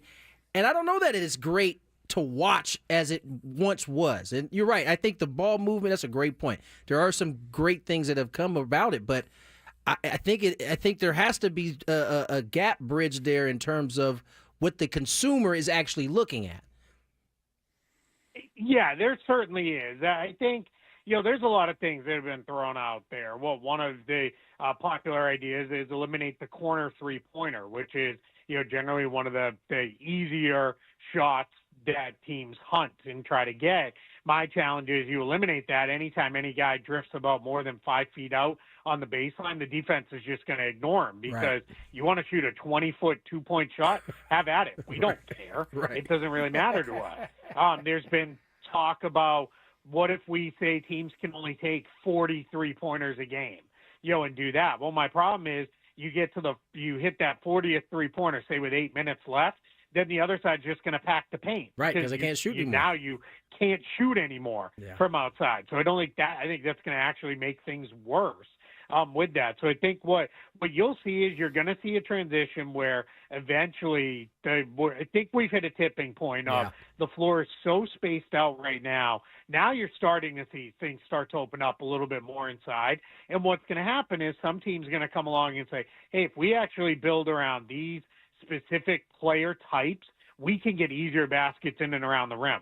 Because every coach you ever talk to will tell you, hey, if I can get a dunk and a layup every time, I'll never shoot a three-pointer again. Right. And somebody's going to come through a way of, all right, let's build this out where you put enough spacing on the floor, but really our goal is spread you out and work. The other option is, this one's not a popular one because it takes money out of the owners' and players' pockets, is widen the court. That's something that a lot of coaches will tell you that probably should have happened several years ago. Because now you've got, like, for example, the Celtics last night. They started Kristaps Porzingis, Jason Tatum, and Al Horford as their front court.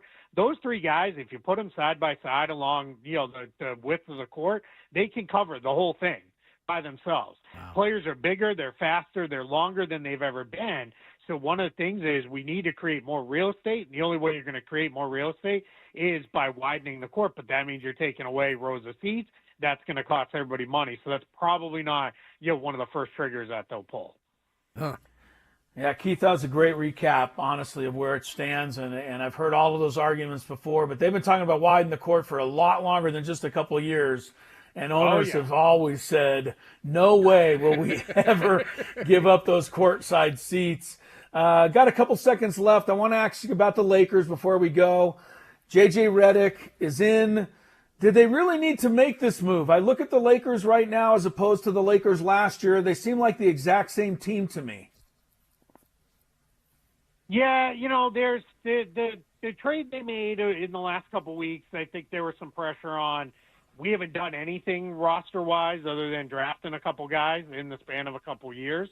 Like, we needed to do something. I think that trade did help them. They didn't give up all that much to D'Angelo Russell. Had seen his role reduced. Dorian Finney-Smith's going to help them. But this is the challenge of building around LeBron James at age 40. Is he still very good? Sure, absolutely he is.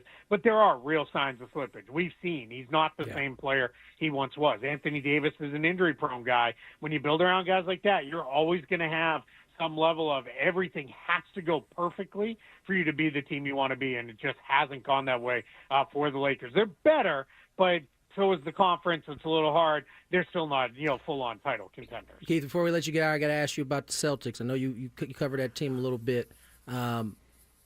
They're still really good. They still have a very talented team behind Cleveland right now. How would you grade them here in the early portion of the season? Yeah, the Celtics are they are the stereotypical we won a title now team. And it is we've climbed the mountain. We know what it takes. We are not going to kill ourselves to win 5 regular season games again. We know we got to get healthy. We got to get back there. And quite frankly, this core group, even before winning the title, they've had so many deep playoff runs. Yeah. I think they're just a little bored with the regular season where it is, all right, this is what we got to get through. We got to win enough to be there. Now, Cleveland's raced out to this great start. At least that gives a little bit of a carrot that they can dangle of, hey, let's try to run them down a little bit and not just let them walk away with this. But the Celtics are fine. I love that, Boston sports fans love to say, what's wrong with them? Because they're the most spoiled fan base in the entire world. Because if you're not winning championships and in dominant fashion, it feels like everything's a, problem. And that's kind of where they've turned now with the Celtics after, the other teams have fallen off in the city. Who you got tonight, Keith, before we let you go, between this big game of the Thunder and the Cavs? Yeah, I'm going to pick the Cavs because they're at home. But I can tell you guys, I haven't been this excited for a regular season game in a long time. I mean, we've got two truly great, historically great with the way they're playing on both sides right now. This should be an absolutely awesome basketball game. And what a great thing for the NBA coming out of, football season is wrapped up for a lot of the country. People are starting to tune in. This is a great, chance for them to pop in on a night that's going to belong to really just to the NBA. Yeah, that's another point. college football playoff is certainly taking some eyeballs off the NBA in the early portion of the season. Keith, as always, man, appreciate you coming on and catching up with us. I appreciate it. Thanks so much for having me. Keith Smith, Spot Track, talking some NBA. We got to get to break. 4 o'clock hour on the other side. Little Chris versus the fans. 833-288-0973 if you want to participate. More Gwynn and Chris on the other side.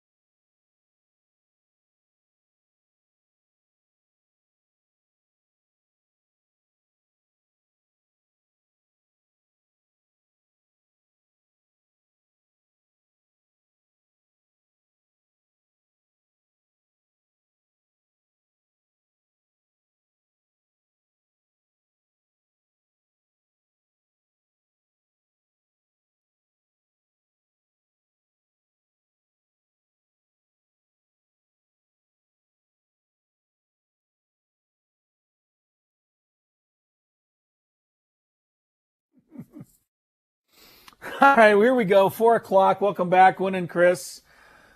On San Diego's #1 sports talk station, 97.3 The Fan. Chris Ello, Tony Gwynn Jr., Matt Skraby. They are together today in the Odyssey Palace studios. I'm traveling. Reno, Nevada. And we get into a little Chris versus the Fans here in just a minute. Thanks again to Keith Smith, talking NBA. He does a great job of breaking it down. Honestly, and it will be interesting to see this game tonight. Oklahoma City, #1 defense in the NBA in every single category, going against Cleveland, the #1 offense in every single category, and two teams with 31-4 against 30-5. The last time, Tony, that two teams played in the regular season with 10-game winning streaks, it was your Lakers, of course, and Portland, and it was in the year 2000. So we haven't had a game like this in 25 years in the NBA. Yeah, you don't always first you don't always get two teams off to this hot of a start at the same time, and the fact that they're matching up at a time where they're both pretty sizzling hot is exciting. These are the type of games that the NBA wants to have rolling during this time of year, right? I mean, it's already tough when the ratings are, or when people are locked into the NBA. It's already tough competing against college football and the NFL. Both of them have expanded their season, so it's trickulating a little bit further into the NBA season. And once it's gone, though, it'll just be the NBA again. And I think you'll start to see more eyeballs come back. But these type of matchups certainly help.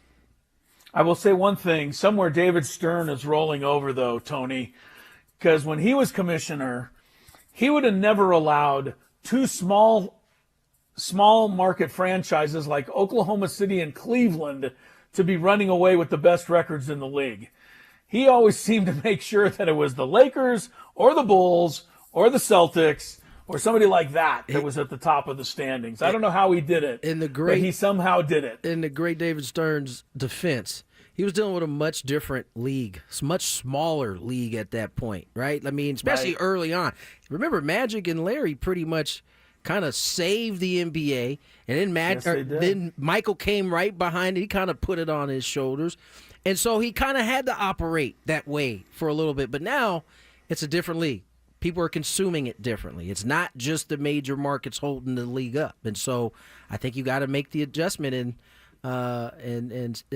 Adam Silver has done that, and so it's a much bigger platform they're working with now. Seems like. Yeah.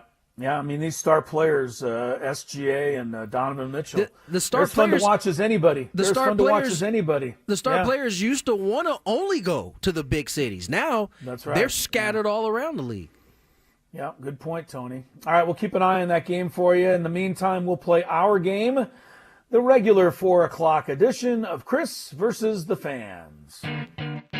If you had one shot, one opportunity to take down the human almanac himself, howdy do. Now is your time. Listen to me, this guy is dangerous. Now is your opportunity to win a prize. Well, I hope you know what you're in for. Chris versus the Fans starts now on 97.3 The Fan. All right, today we are actually going to read the prize. You will be qualified for a chance to win our grand prize, a trip to Las Vegas to see Scorpions on March 6th, plus a 2-night stay at Planet Hollywood and a $100 gas card.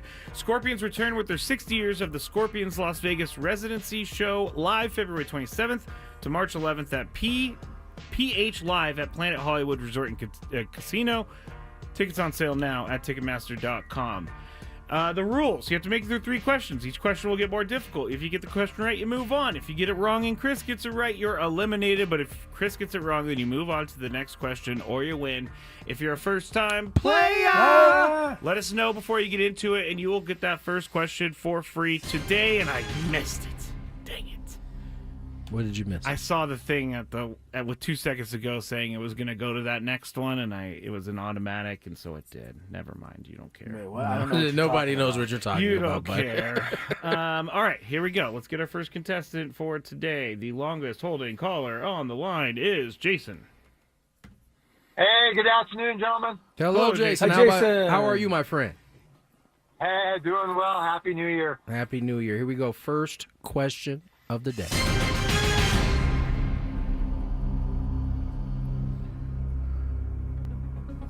How old was Mr. Tiger Woods when he won his first Masters? Oh, boy. Let's go 26. 26. Stay there. Mr. Ello. This is the number one question? Number one I thought question. this was pretty common knowledge, but maybe not. I got to guess Tiger Woods' age the day he won the first Masters? Oh, maybe this isn't Maybe a common it's knowledge not. question. Not common knowledge at all. Oh, okay. He told What you. well, it's not 26. What did he say, 26? He said 26, yes. Yeah, well, I'm sure he was much Yeah, younger than well. that. I'll say 22. I really don't know.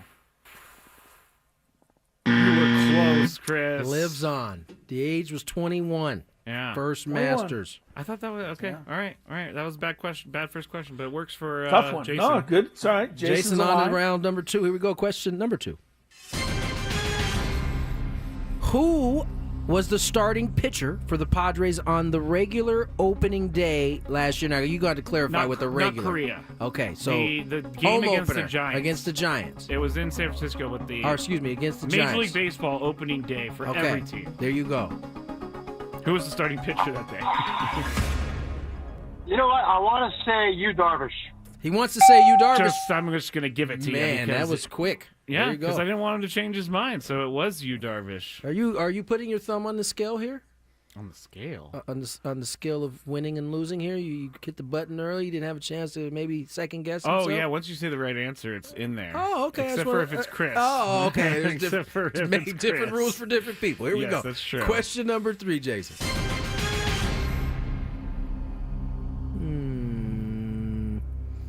What is the maximum number of clubs you are allowed to carry with you in a round of golf?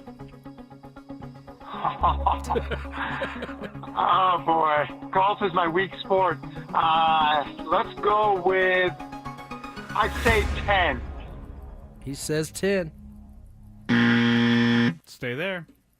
Hello. I think I know this. Whoa. I think I know it, but just because I've heard him talk about it before. Oh. It's an important thing, and you can get disqualified if you have too many, right? Yes, you can. True. I think it's 14. I'm not sure. I got my fingers crossed. Sorry, Jason. Sorry, Jason. All right, Chris. All right, I see you, Chris. I see you. I see you. And guys do different. Guys do different. Skraby, you can confirm this, but guys don't have the same 14, do they? No. You can have any sort of combination of 14 clubs you want. Right. All right. Let's get to our next contestant. Next contestant is... We're going to go to David. Hello, David. Welcome. Hey, David. To Gwynn Chris. Good afternoon, guys. Good afternoon. Doing well, brother. Here we go. First question. All right. This is such a random first question, and I don't even think it's a first question, to be honest, so I'm not going to ask it. Which I'm not one? gonna ask it. The Von Miller question. Okay, then move to number 2. Yeah, I'll go a different one. Where did Marcus Stroman start his baseball career?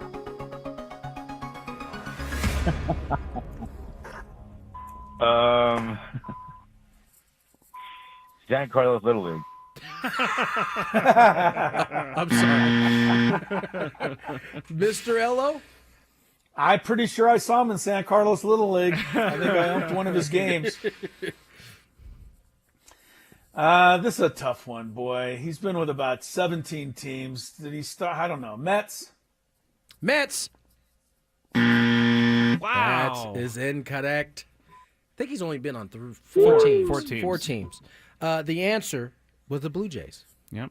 That's when he had the sizzle on his Sanka. All right, who's our next? No, David's still David, here. you're still here. Here Yep. we go. I'm still here. Question number 2.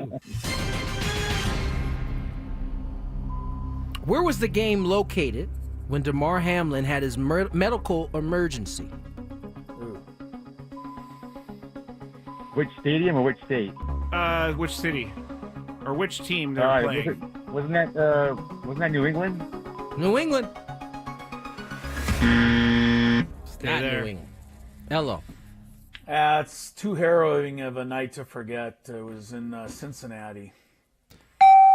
That is Sorry, correct. David. Sorry, David. Sorry about that, David. We move on to our next contestant. We're going to go to John in San Diego. John in San Diego, welcome to the show. How we doing, guys? Doing Pretty well, good. my friend. Hey, John. Here we go. First question. What is the name? Oh, we needed this so bad, I must say.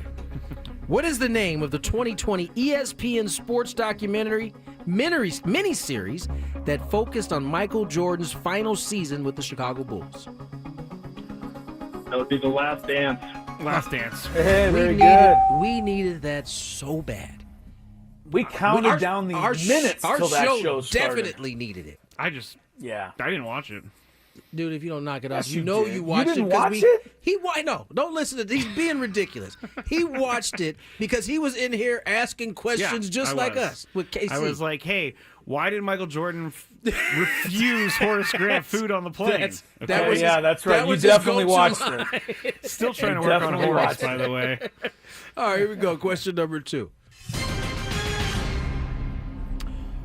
Who was at the Ohio State, or I should say, who was the Ohio State coach in charge when they won their last major championship? Our national championship. That's, That would be Urban Meyer. Wow. It would be Urban. Do you remember? Very good. Do you remember who took Urban down, or what took Urban down? Kicking the kicker?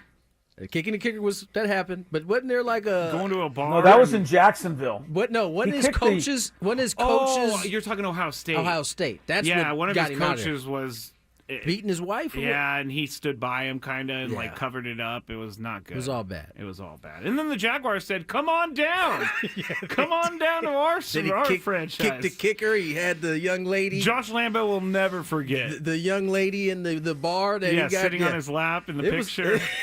When he didn't fly home with his team from Cincinnati, he ended up going to his restaurant instead. He was a piece of work there. But that goes to show you, we were talking about it earlier, how these owners just make stupid decisions. And all the signs were there for him too. Oh yeah. Yeah, but something must have told the owners then and the people there that he was the perfect guy. Good pick. He wasn't. He's a winner. All right, here we go. Question number 3.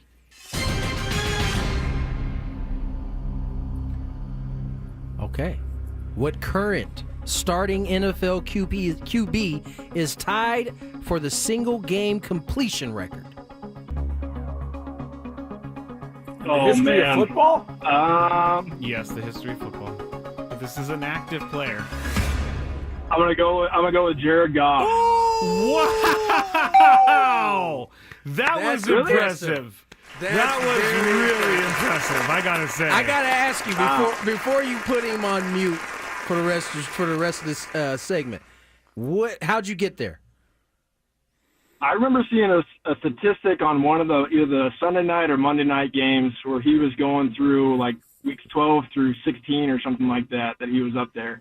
That was just a shot in the dark. That was awesome, That's John. money. Nice work, John. John's got it right because a lot of my questions on like Monday and Tuesday come from a a game. broadcast of games because they give me good stats.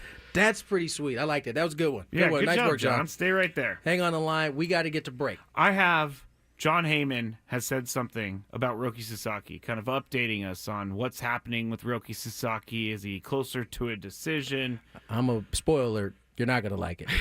More Gwynn and Chris on the other side. From the 855 Get Ross Traffic Center, protecting San Diego.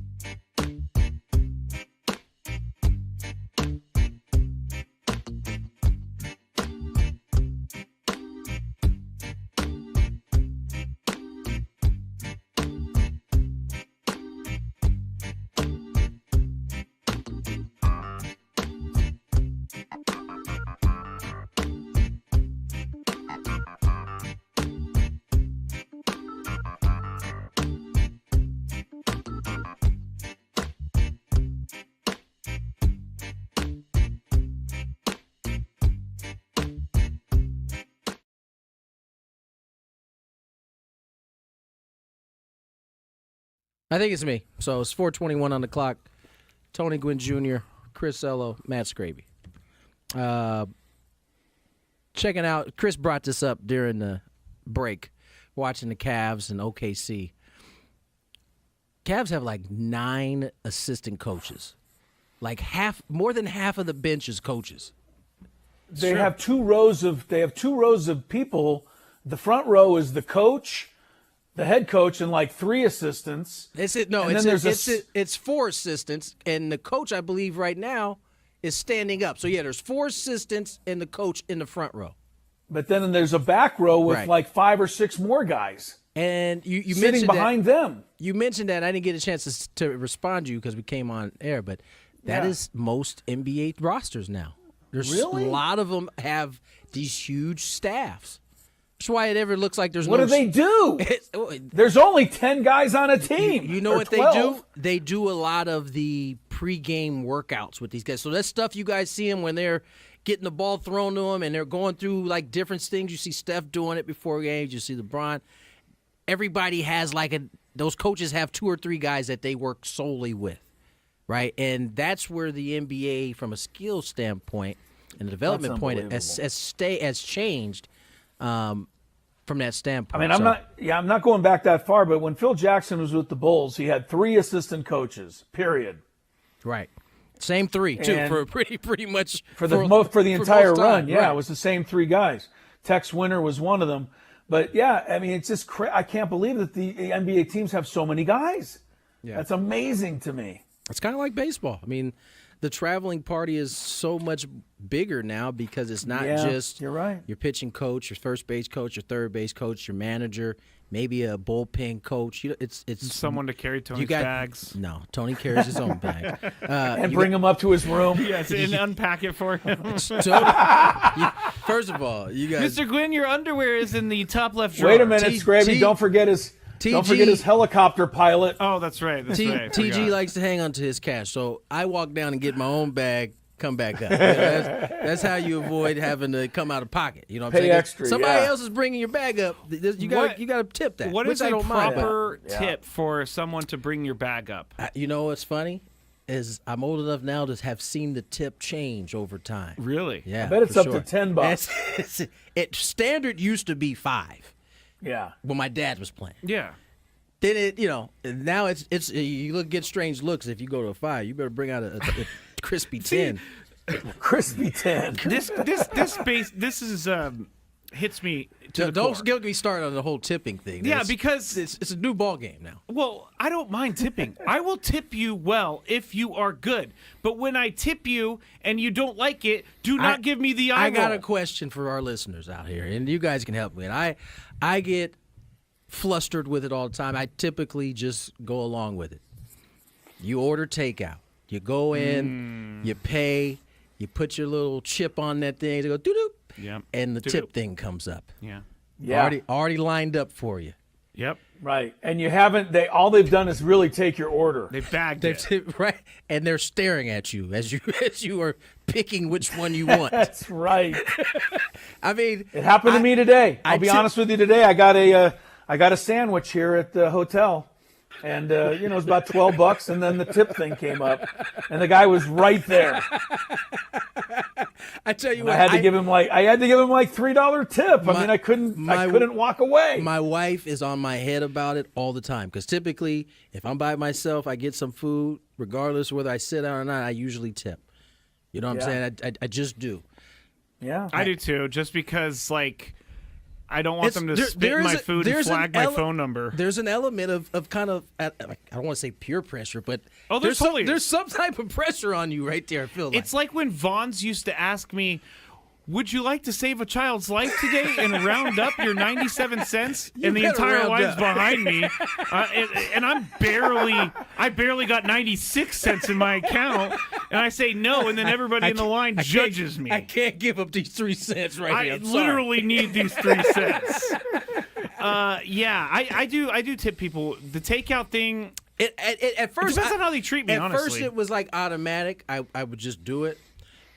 But, you eat out enough, you start to like, yeah, man, what am I tipping right here? But if you press the no tip button, don't you end up almost running out of the store?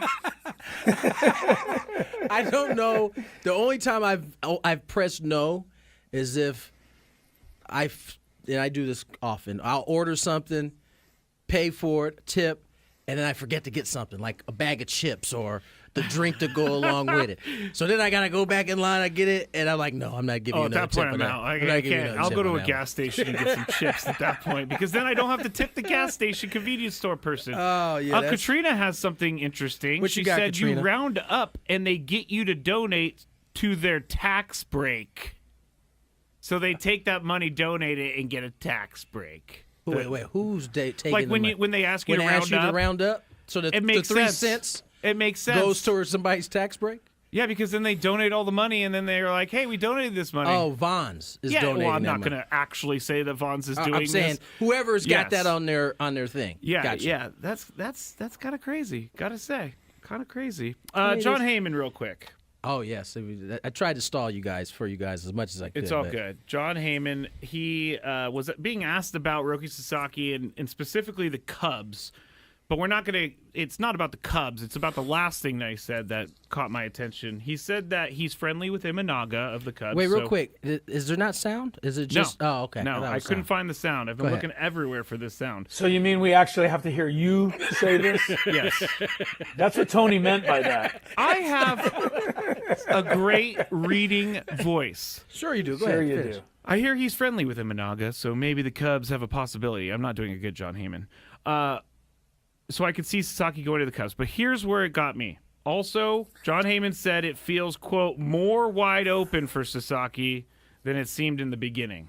So that tells me that more teams have entered. That tells me that more teams, maybe a team has dropped out. I don't think that tells you more teams have entered. Out. I think that, no, I don't even think it tells you it drops out. I just think that his mind may be open to more than maybe was initially thought. You know? In terms of the places he'll go that maybe, weren't on everybody else's list. He's going to be a Red. That would be something right there. Guys, I don't want to do this. It feels like you're going to do it anyway, though. But I'm going to do it anyway. Okay. Starting to lose hope on the Sasaki thing. Oh, my goodness. Really? That's all it took? No, I want him to be a Padre. I just don't have the same feeling that I did before the break. A lot of people don't believe John. So, I mean... And I have been saying when's the last time John Heyman was right about something, arson judge? Come on. Why are we taking shots 2 days in a row at John Heyman? Because he doesn't come on our show anymore. Because he's not allowed his to, fault. I get that's it. Not his fault. He's allowed to come on our show. I don't know why you said he's not allowed to. Well, then why did he stop? Because the company didn't want to give it. Never mind. You better keep He careful. was an Odyssey insider. They had so many allotted spots. Tony's an Odyssey insider, so you have say, I'm just making it up, 20 hits a year you have to do, and once you're done, you're done. Okay. Skraby giving you kind of the peeled curtain. Yeah, I've had a few email arguments about how poorly we've been treated in the guest department on certain days. Yes, you have. I've seen some of those emails. Yeah. You're not I mean, don't confirm a guest for us and have us promoted all day and then tell us 10 minutes before the show, hey, well, he's not going to come on anymore because I forgot. Nothing pisses Skraby off more. He really gets it. I don't mind. And that's saying something because it's a long list of things that bother him. That is true. That is really true. All right, let's get to break. On the other side, more Skraby. More Big Five. Oh, everybody's loving that. More Gwynn and Chris.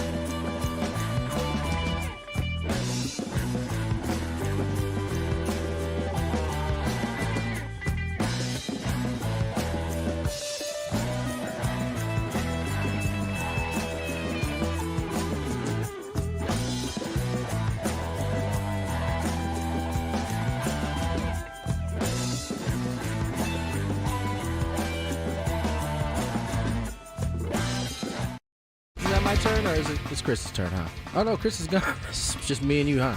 Well, yes, it will be me and you. We're going to have the Big Five with Chris. We'll just tell everyone what's going on. We recorded the Big Five because he had to head over to his San Diego State game. So, but then it will be just us two after that. Really, Skraby is basically saying that I messed that up right there. I wasn't supposed to tell you all that until after. You know, once we started the video, I thought Tony, that we had that conversation before he left us on air, but we didn't. It was off air. Yeah, it was off air. And once we went to the video, did the video come up? We couldn't do. See, I can't see video.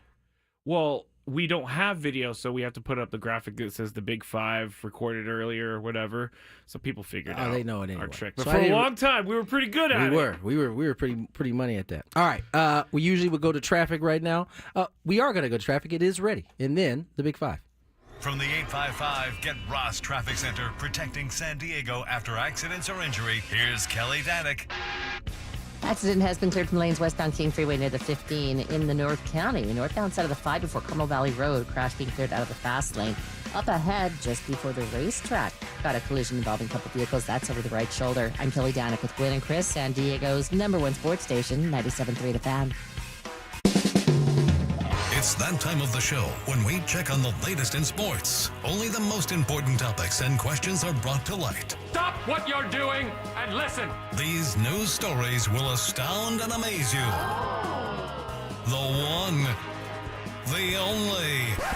Oh my God, who the hell cares? The Big Five starts now on 97.3 The Fan. All right, now that everybody knows that Chris was mouthing "Who the hell cares?" over there, everybody should do it too. Chris, I had a few people tell me yesterday that they do the same thing, so don't worry, you're not alone. I'm glad I'm not alone. Because you're not the only one mouthing Peter Griffin during an open, but it's a terrible feeling to be alone. Yes, it is. Right. And on that note, I'll go to number 5. All right. According to a report from the Athletics' Will Salmon, not salmon like the fish, salmon, the Mets are shopping for bullpen help and have met likely via phone or video with Tanner Scott, who's widely considered to be the best reliever available in free agency and Shohei Ohtani's kryptonite, as we all know. At this point, Chris, what do you think are the chances for a Padres reunion? I think they're pretty lousy, but I thought they were pretty lousy from the very beginning. I mean, this is not a desperate need for the Padres right now. You've got your closer in Robert Suarez. I think you're as good as you can be setting him up. Obviously, if you had Tanner Scott, it'd be fantastic. But there's two things here. First, the Padres need to be able to afford Tanner Scott, and secondly, Tanner Scott would have to want to be a Padre. And I don't think he wants to be a Padre because he wants to be a full-time closer. So I've never felt that this was even a reunion worth hoping for because I really don't think there's any chance. All right, Tony, at this point, what do you think the chances that there is a Padres reunion with Tanner Scott? Not high. Likeliness not high.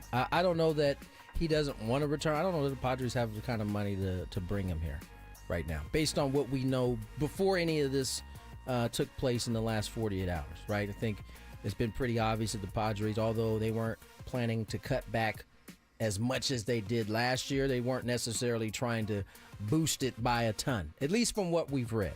And so I would say just from that standpoint alone, I don't know that that the Padres factor in from that standpoint. I would love for a reunion to happen, though.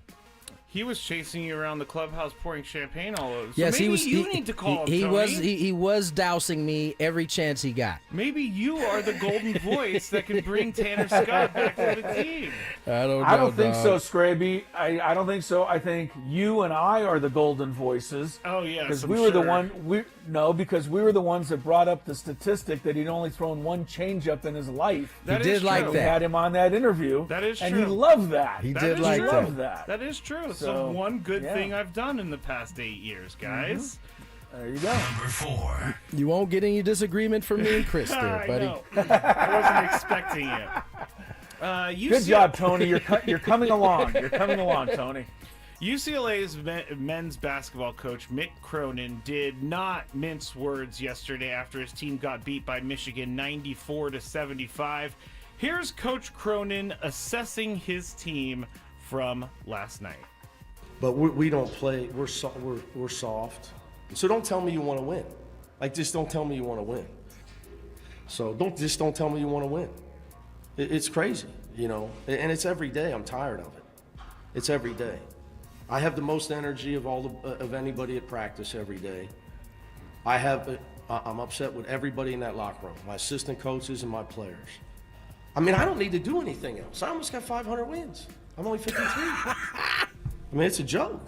It's a joke. But yet I come in and I have more passion and energy and pride than everybody in. That's the problem. So what the truth of it is, Ben, it's really hard to coach people that are delusional. The hungry dog gets the bone. You got guys that think they're way better than they are. They're nice kids. They're completely delusional about who they are. But we don't. That is speak to him. Is one of maybe the most direct things I've ever heard a college coach say to their players before in the media. Tony, a coach other than Robert Montgomery Knight. Yeah, no probably would have probably said that every game. But if this was Mike McDaniel, who'd be giving him hugs, telling him it'll be okay, right, probably. Chris? Yeah, probably. All right, so Tony, you're up first. How many guys hit the transfer portal after this? No, I'm just kidding. I'm kidding. It was the first thought I had, though. Do you think what he said was the right way to go about this? Right way in terms of what?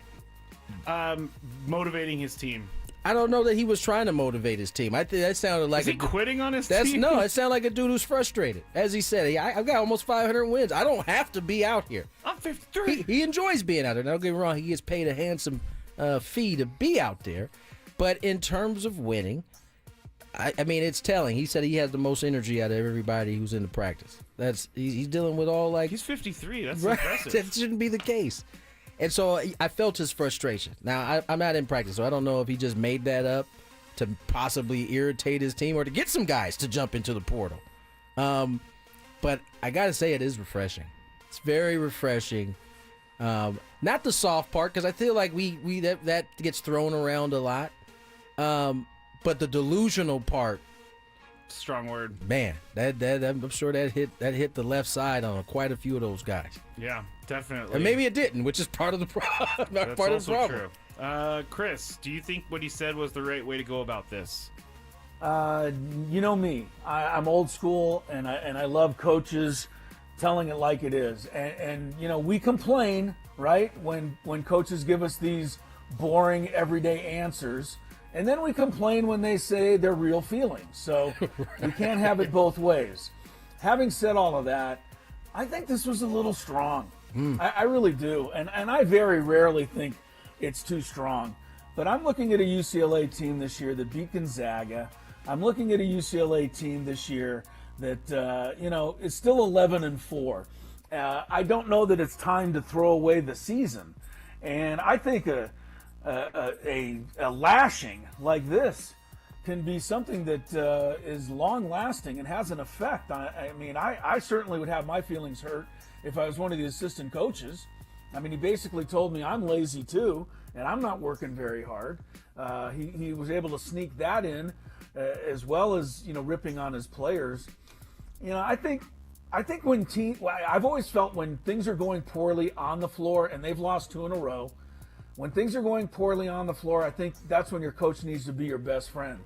And I think when things are going well, that's when you need to snap guys back to attention. And I think a team that 2 straight losses, 3 out of 4, he's trying to snap them back to attention, but I'm pretty sure they're already down on themselves to begin with. Yeah, I mean... Or maybe not. Maybe that's why he had to go You're full right. scorched Maybe earth. they were in...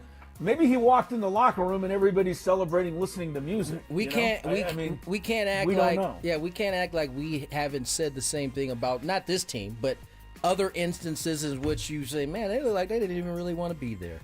So we know it happens. Right. We know it definitely happens. We hear it from pretty much every coach not named. Man, I just lost my Brian train of thought. Dutcher? Not named Brian Dutcher. You know what I'm saying? We like, don't have these problems no, with Brian Dutcher. but he's also maybe not playing the same game that everybody else is. They often talk about when they come on the show, whether it's the players or the coaches, is that there is a specific type of Aztec that they're looking for. Yeah. There's a buy-in that these guys have that they bring in, clearly buy into. At least right now. Now, it seems like these things are very fluid. Like it can change Depends on the a whim. success. Yeah, maybe so. All right. Number 3. Yep. I mean, obviously Brian Dutcher doesn't have guys that are delusional. So That's true. that was easily the word that stands out the most. Yes. He said they're nice kids, but they're delusional. Bill Belichick hasn't even made it to spring practices yet for North Carolina. He's already reportedly drawn interest from multiple NFL teams. NFL Network's Tom Pelissero said today that Las Vegas Raiders minority owner Tom Brady spoke to Belichick, quote, about what it would take to make a reunion happen, end quote.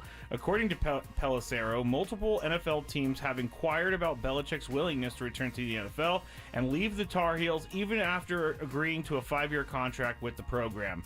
That contract, however, did feature something that we did talk about, a $10 million buyout if he leaves before June 1st, 2025. So he has time. You got to explain the after part, though. Do you know what it is after that date? No. It's $1 million.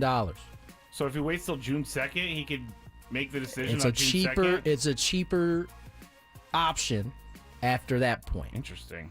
And why would you have that put in your contract? Because you want to go back to the NFL? Because maybe you want to leave that option open. Even though you said you wouldn't go back to the NFL.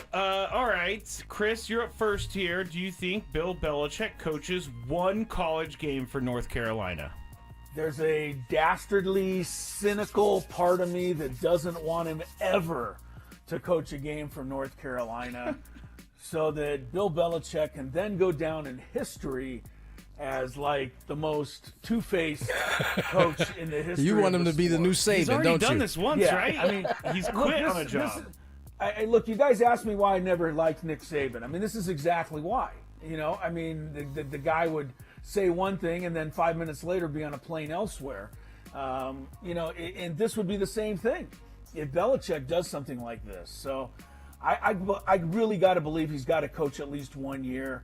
The fact that Tom Brady approached him makes perfect sense, but just because he's approached him doesn't mean that Belichick gave him an answer and said, here's what it's going to take. So, you know, I understand the reports. I understand that this kind of thing is going to probably come up. I'm hoping that North Carolina was smart enough to realize that this would probably happen, but I'm hoping also that Belichick's smart enough to realize he'll never be able to show his face again if he does something like this. Yeah, that would be pretty bad, even in 2025. Yeah, Number 2. Wait, what about Tony? Oh, duh. That's my bad, Tony. What was the actual question? Do you think Bill Belichick coaches at least one college game for UNC? Yeah, Let me start that I over. do. That was the worst way to ask that question. Do you think Bill Belichick coaches one college game for North Carolina, Tony? Yeah, the way you act that question is was definitely off.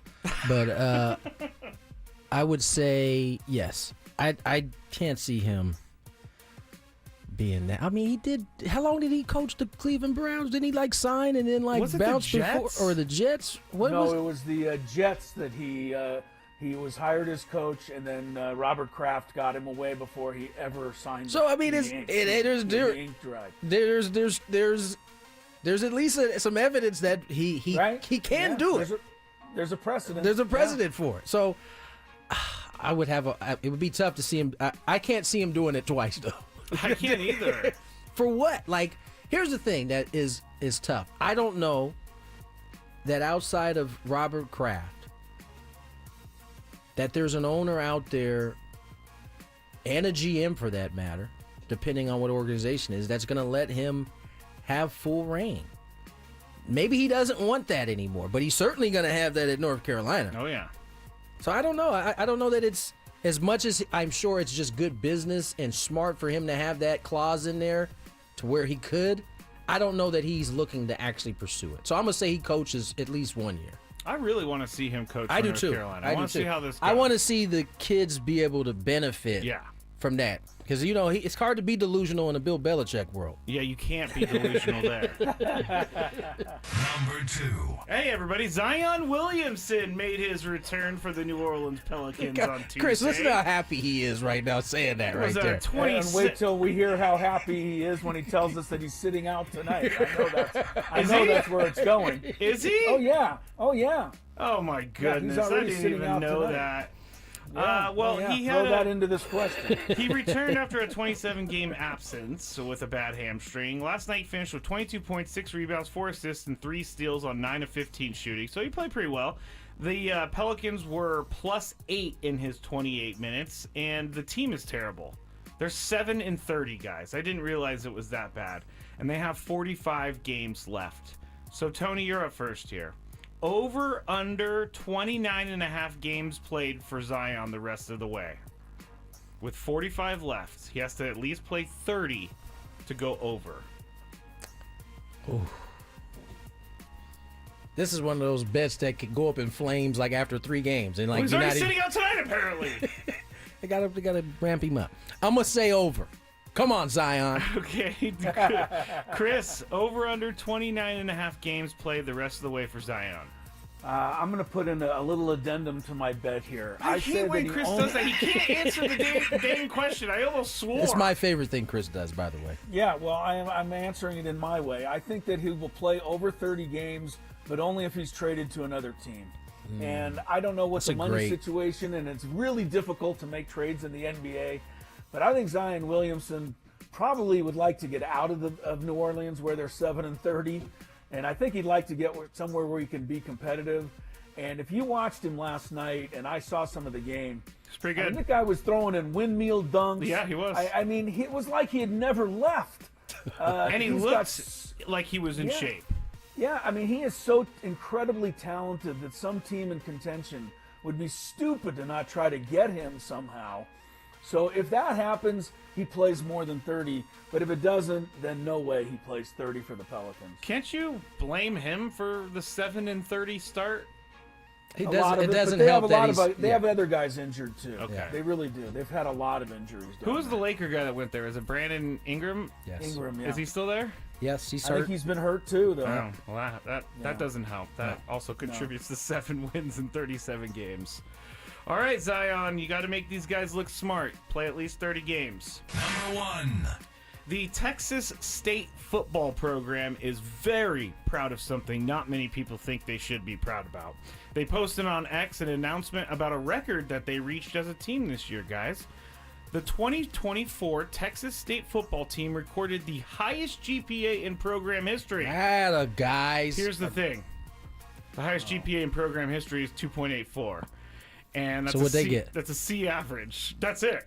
2.84 is the highest program history GPA. That's the new. They set the record with a 2.84. Oh, gotcha. This is the new record. As a team. As a team.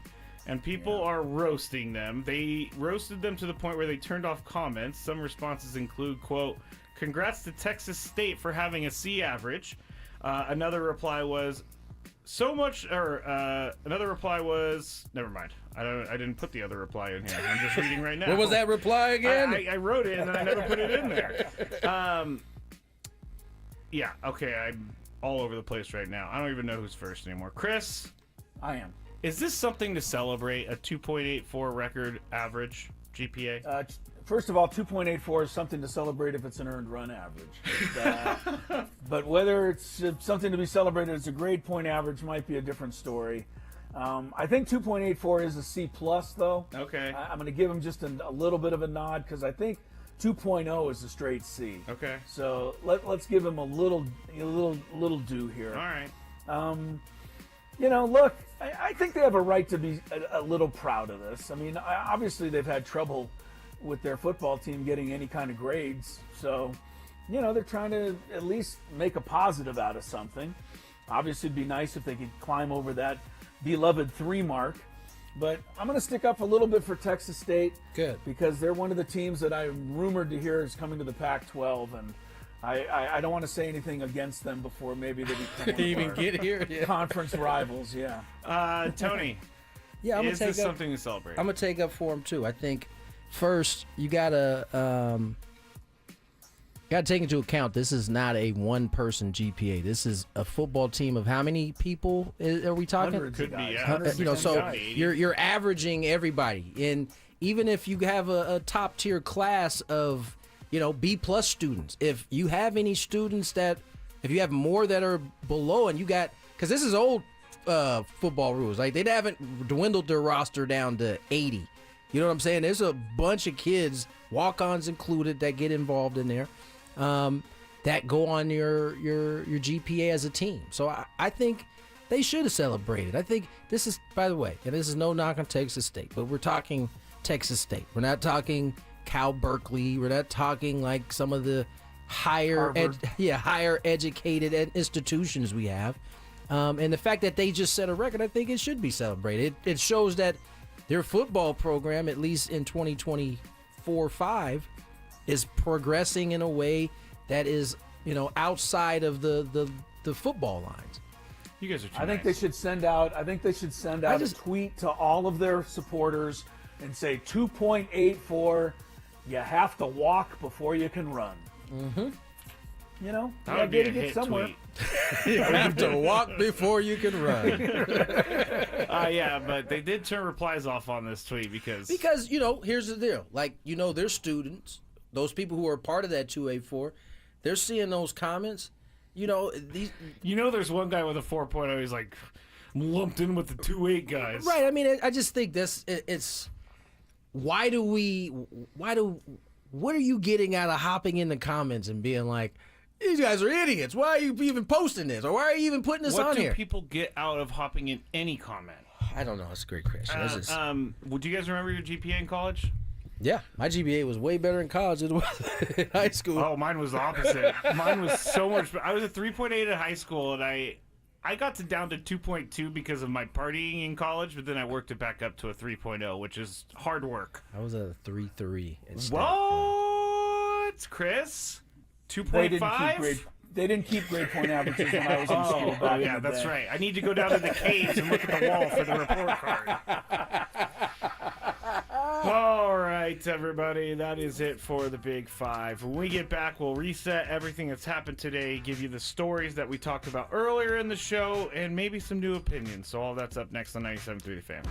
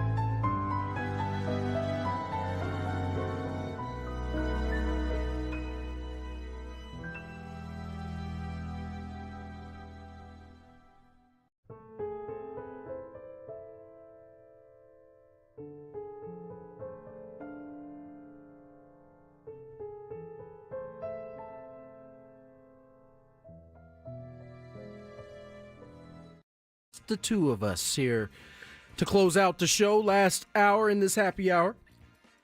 Chris is getting ready to call the game. Aztecs looking to break their 2-game losing streak as they take on Nevada Reno. Yes, the Wolfpack. The Wolfpack. Nevada, I mean, Reno's at altitude, so why does no one ever talk about Reno as being a hard place to play? Is Reno, did you just say Reno's at altitude? It is at altitude. Let me see. Yeah, 4,500 feet. I don't think nobody doesn't mention it. I think they talk about the Mountain West as a whole of being tough because of the altitude. I don't think they exclude Reno. I really wanted to get Chris to go to Circus, but he never did. I don't think you're going to get Chris to go to Circus at any point. Can you imagine? He would get security called on him for walking around Circus by himself. Quick note, NFL has released a statement in terms of what's going to happen with this playoff game. Obviously, the Palisades Fires is raging right now. Last I saw, there was zero containment, and it sounds like it's 3 different fires that have kind of come together to make this like a super fire, the biggest fire in LA history, according to some of the stuff I read. But in case the Rams game can't be played in LA, they will move. What day is that on? I think it's the Monday game. It's the Monday night game. Okay. It will be moved to Arizona to play at where the Cardinals play. It's called something different now. It's not State Farm anymore. It might be State Farm. It was once called It had 2 different iterations before that. I didn't know it was called State Farm. Now It still is called State Farm. It is. What was it before? This is just brilliant radio right here. I didn't asking you to find out what it was. Now that we're here. I mean, it doesn't mean we need to keep pursuing it. I'm just saying. Oh, University of Phoenix Stadium. That's what it was. Yeah. So that game is possibly being moved. Chris already mentioned earlier that the Kings game has been postponed due to the fire. So, everybody stay safe. As I know, San Diego is under some watch as well. I know a few of our neighborhoods, because of the conditions, have had their power turned off in trying to prevent any fires from happening. Yeah, just be careful with if you throw stuff out the window, be careful what you're throwing out the window. Don't throw stuff out the window, by the way. But those are the things that start these. It's like someone flicking a cigarette out the window, and then it hits the side of the road, and then it catches on fire, and then all of a sudden we have this. So it's very sad, very sad. People are asking me why I have my hood on in studio. It's freezing in here. It is so cold in here right now. Yeah, so cold. It's funny because it'll start off hot, and about the same time every day at about 4:00, it turns into like an ice box in here. It does. It's freezing, and like the air blows right on me, on top of right on me. And I'm not a cold person, but I am freezing right now. I am. I'm definitely a cold person. And now Frank, Italian Paul, what other nicknames that he has, he's coming in next, and he's skinny now, so he's going to be freezing. We're talking about Big Frank? Yeah. Well, he's not big anymore. Little Frank? Yeah, Little Frank. Italian Paul is his morning show nickname. Why Italian Paul? Because he's Italian, and when he fills in for Paul, he's Italian Paul. Oh, okay. Yeah. I didn't realize he was filling in for Paul. Got you. The Skrabinators, though, Tony, they have gone international because on Ben and Woods, man, I'm bringing this up and I'm not even going to have the audio ready. Yeah, maybe I should stop talking about it and get the audio ready before. Well, you get the audio ready, and I'm going to tell you about your quarterback. Sounds like 49ers motivated to get a Brock Purdy deal done early. Now, I love the fact that, they're getting that out there. We want to get a deal done early. The question really isn't whether they want to get a deal done. The question is, at what number is this deal get done at? And, $50 million was the number, right? Is that what that's what 60. 60. 59.7 to be exact. $59.7 million is what he could be after, according to sources. He doesn't feel like a guy who wants to take up all the resources. He doesn't. Do you feel like he's taking up all the resources if he gets his 59.7? Are the 49ers broke? Are they like a No, they're not broke. They got a lot of They money. got salary cap issues, that's for sure. Okay. They're going to have to move. They're already releasing Javon Hargrave, according to reports. I mean, they're going to have to do a lot of stuff. And they're going to have to move Debo. I was about to say, you think Debo's going to? No, I was looking at their contract. I have no idea how Brandon Ayuk got a contract bigger than Debo's. Debo has to be angry. And I don't blame Debo for that. I don't blame Debo for that. Brandon Ayuk got like a 5-year deal. Debo got a 3-year deal for less money. Debo was messing around, letting them put him in the running back position, and I'm sure that doesn't help his case. All them carries could have been targets as a wideout. That's true. That is true. I mean, they stopped doing it after he got the contract, but leading up to the contract, he was certainly getting a lot of that kind of touches. He was. And I don't know what happened to him. I don't know. It's just disappeared from the face of the earth. I hope that they sit at home. I know this isn't a 49ers talk station, but I hope they sit at home and watch the playoffs and feel stupid. Or not feel stupid. Dude, they got hurt. Let's be real. They might not have been as good as they were last year, but they definitely had a boatload of injuries that set them down this path. Well, can we blame it on Christian McCaffrey? No, you cannot, because y'all was running him to the ground too, and eventually this is what happens. So blame yourselves. Let's get to your sound now. I'm sure you got your sound. We played ourselves. I'm still looking for it. So you haven't got the sound yet? I have to scroll through it because they had this guy from Scotland call into their show and talked about the Skrabinators, and I think it's hilarious. But I got to find it because I didn't prepare. I don't want to ask you what he said because you'll butcher it up and it won't even have the same effect. Well, he goes, Skrabinators. One more big quick note. NFL, Jalen Hurts, who had been in the concussion protocol, has returned. Apparently returned to practice today. Looked, quote-unquote, sharp, fresh off the concussion protocol. And so it was just it was in a limited capacity, but nonetheless, this signals that he's having some progressed well enough to possibly have a chance to play. They need him. They definitely it's need the him. playoffs. It's the playoffs. They need him. All right, here it is. So Ben Woods Monday did this, and actually Diesel let me know in the chat on the Skraby show about this. But they had like a voicemail type situation, and I like this part. I like this segment. Right, I'm cutting out the first part of it, just getting right to the meat of it. But other than that, my New Year's was good, except for my son, who's stopped listening to me. He's been shut up in his room. He's decided that I'm not cool enough. I say, son, what you doing? He's shut up. He says, be quiet, Dad. I'm a Skrabinator now. I don't have to listen to you. And he's got the shirt that says Skrabinator. I say, what's a Skrabinator? But he will not talk to me. So I bet he can help me with this Skrabinator phenomenon. I don't need this Skrabinator. I just want my son back. I just want my son back. He called it a phenomenon, huh? It is. The Skrabinators have taken a life of their own. Can I get a shirt?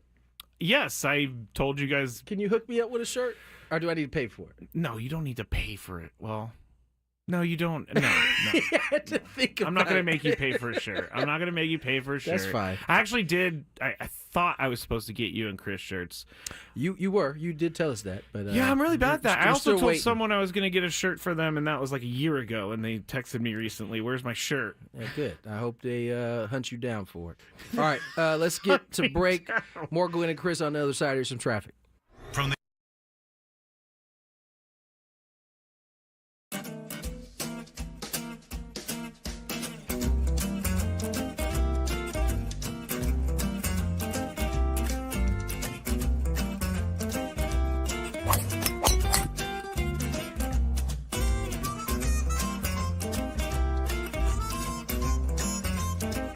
these things. It even tells you, hey, there's a canyon over here. Don't hit it here.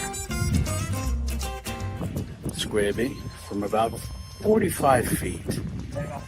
His caddy tells him to play it a little to the right. He's been playing well so far today.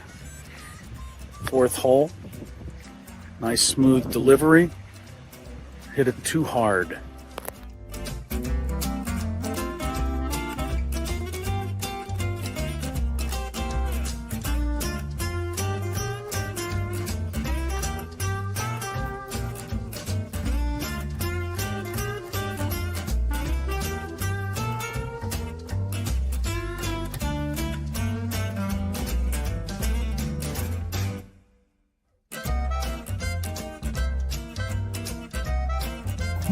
Sasquatch. So Chris says that he can't play golf, but this is the second birdie putt he's made for us. This time it was like 20 feet. Thank you very much, Greg. But once again, you're hitting some very nice shots as well. I'm not usually complimentary to you, but I can't help but be complimentary. Your shot making today. With my what? Your shot making. You hit some.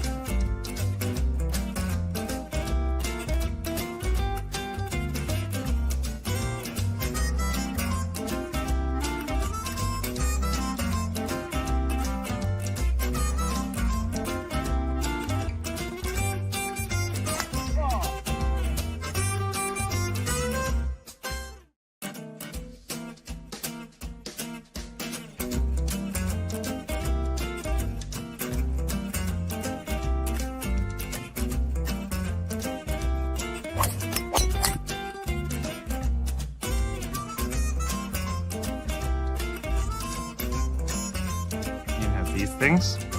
It even tells you, hey, there's a canyon over here. Don't hit it here. Skraby from about 45 feet.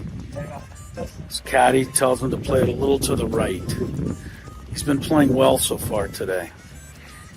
Fourth hole. Nice smooth delivery. Hit it too hard.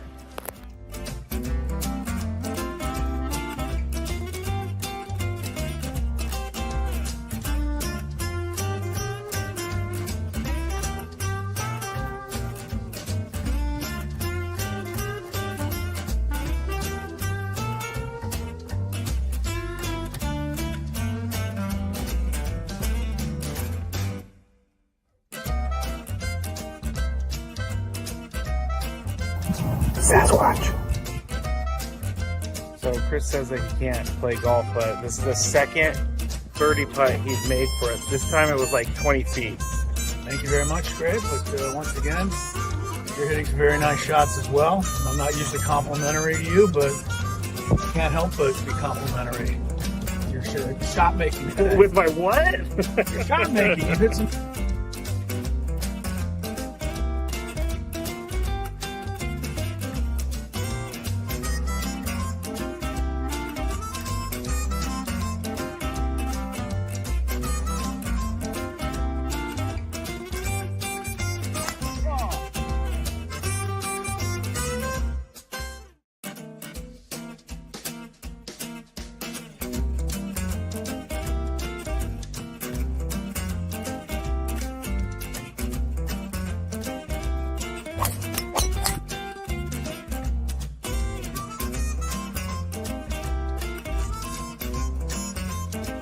These things. It even tells you, hey, there's a canyon over here. Don't hit it here. Skraby from about 45 feet. His caddy tells him to play it a little to the right. He's been playing well so far today.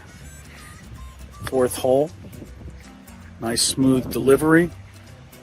Hit it too hard.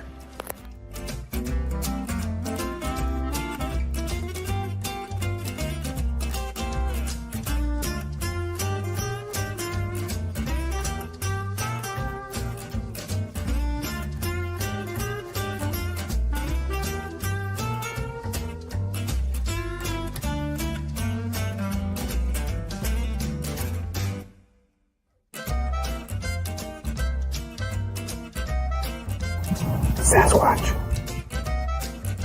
So Chris says that he can't play golf, but this is the second birdie putt he's made for us. This time it was like 20 feet. Thank you very much, Greg. But once again, you're hitting some very nice shots as well. I'm not usually complimentary to you, but I can't help but be complimentary. Your shot making today. With my what? Your shot making. You hit some.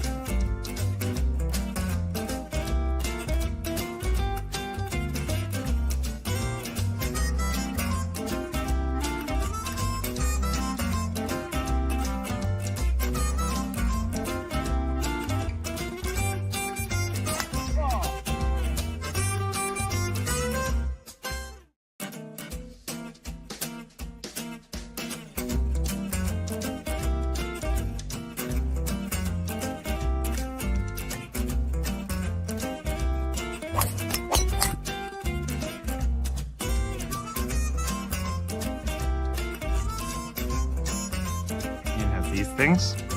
It even tells you, hey, there's a canyon over here. Don't hit it here. Skraby from about 45 feet. His caddy tells him to play it a little to the right. He's been playing well so far today. Fourth hole. Nice smooth delivery. Hit it too hard.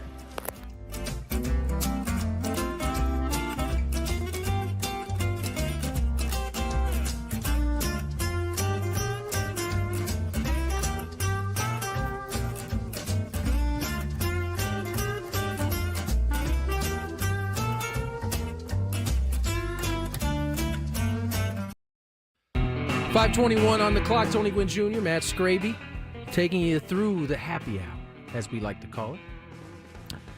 You know, on a day like this, we're not a lot to talk about. Sometimes we have to dip into my least favorite part of sports, and that's the TMZ element of it. Yeah, that's my favorite. This is where part. Skraby thrives the most. This is my thing. With a segment to get through here. Oh, gosh, you're going to ask me to go to it, and I don't have it ready. What am I going to ask you? Oh, you have your... I wasn't going to ask you to go to your the open? Okay, we're going to do it without the open. Yeah, he doesn't have it ready. Of course. We didn't know exactly where we were going to go on this. No, we were debating on where we should go. Typically, our last segment on Wednesdays, at least the last few Wednesdays before we went to break, had been reserved for Michael Flicks. We do our high school kind of basketball report. He had some other things he had to get to today, and so we will push it to tomorrow. Okay. And so that opens up the lane for TMZ Sports. And what is the T in sports going around right now? In sports right now is the Skip Bayless, Fox Sports, Joy Taylor. I don't even know the executive's name, and I don't care to know the executive's name. But this lawsuit is making the rounds, and I understand why, because is the word salacious the word I'm...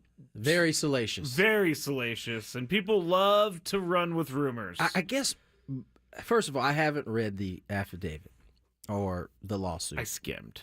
You skimmed. And then I read an article that pointed out all the good parts to me. That's usually called Cliff Notes. Yes. Can you explain to me how it is that Emmanuel Ocho and Joy Taylor are involved in this at all? Because from what I gather, they're not even really at the crux of what is happening in this lawsuit. The crux, from what I understand, is that Skip Bayless has been making passes at the hairdresser for Fox Sports for a very long time, and even allegedly offered $1.5 million to have relations with the hairdresser. Wonder how his podcast with his wife is going right now. I was just, it was probably not good. What's that look like right about now? But that's the crux, is that Skip Bayless was a creep, and allegedly, and so she filed a lawsuit against that, and then also she filed a lawsuit against an executive with Fox Sports who has on-air decision-making power. I'm thinking that, well, she did try to go to the higher-ups, and no one did anything. Okay. And so then she went to the This lawsuit. is a civil suit, right? I believe so. Yeah, it's not criminal. Okay. But if I'm Fox Sports, I mean, what do I... Because we were talking about this the other day. Joy Taylor was on TV on Monday when all this came out. They didn't say a thing about it, but I feel like you have to say something. I mean, first of all, again, I'm going to ask you, because you only really gave me how the hairdresser and Skip Bayless are involved in this. Where does Joy Taylor... I feel like, not having read everything, that she's catching strays right now, basically.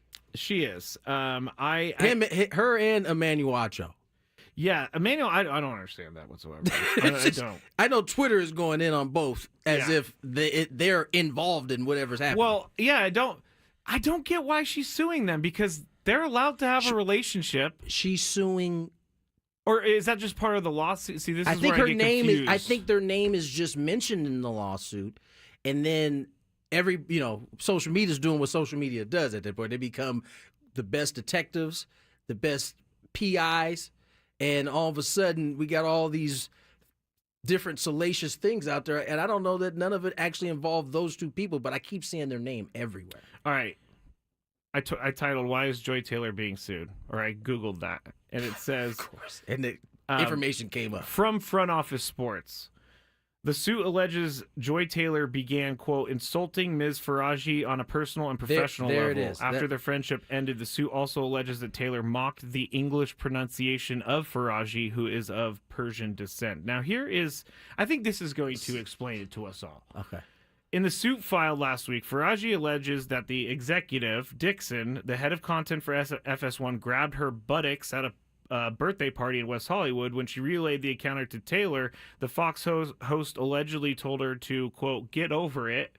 And after started working on the Undisputed morning show starring Skip Bayless, the suit alleges he began giving Faraji lingering hugs and kisses on the cheek while putting his body against hers and pressing himself against her. What an alleged creep, I should say. Alleged creep, yeah. She also claims she told Bayless she was suffering from ovarian cancer after developing issues in an effort to halt his advances. So I guess that's how bad or how much she felt like she needed to stop this. So Joy got roped in because, basically she wasn't helping or... Well, I guess she's taking it seriously. Taking it seriously, saying get over it and all this other stuff. You want to know what Fox Sports said?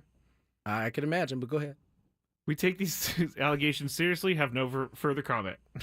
That's actually a lot less than I thought they would say. Yeah, but Shannon Sharp's also somehow involved in all this. He's not being sued or anything. I wonder what Shannon is thinking to himself, because we can go back to the last time Skip and Shannon were in the same room together. Right. And he was basically, what's the nice word to say that he was talking to Shannon like he was trash, basically. Yeah, and it didn't work out for him. It did.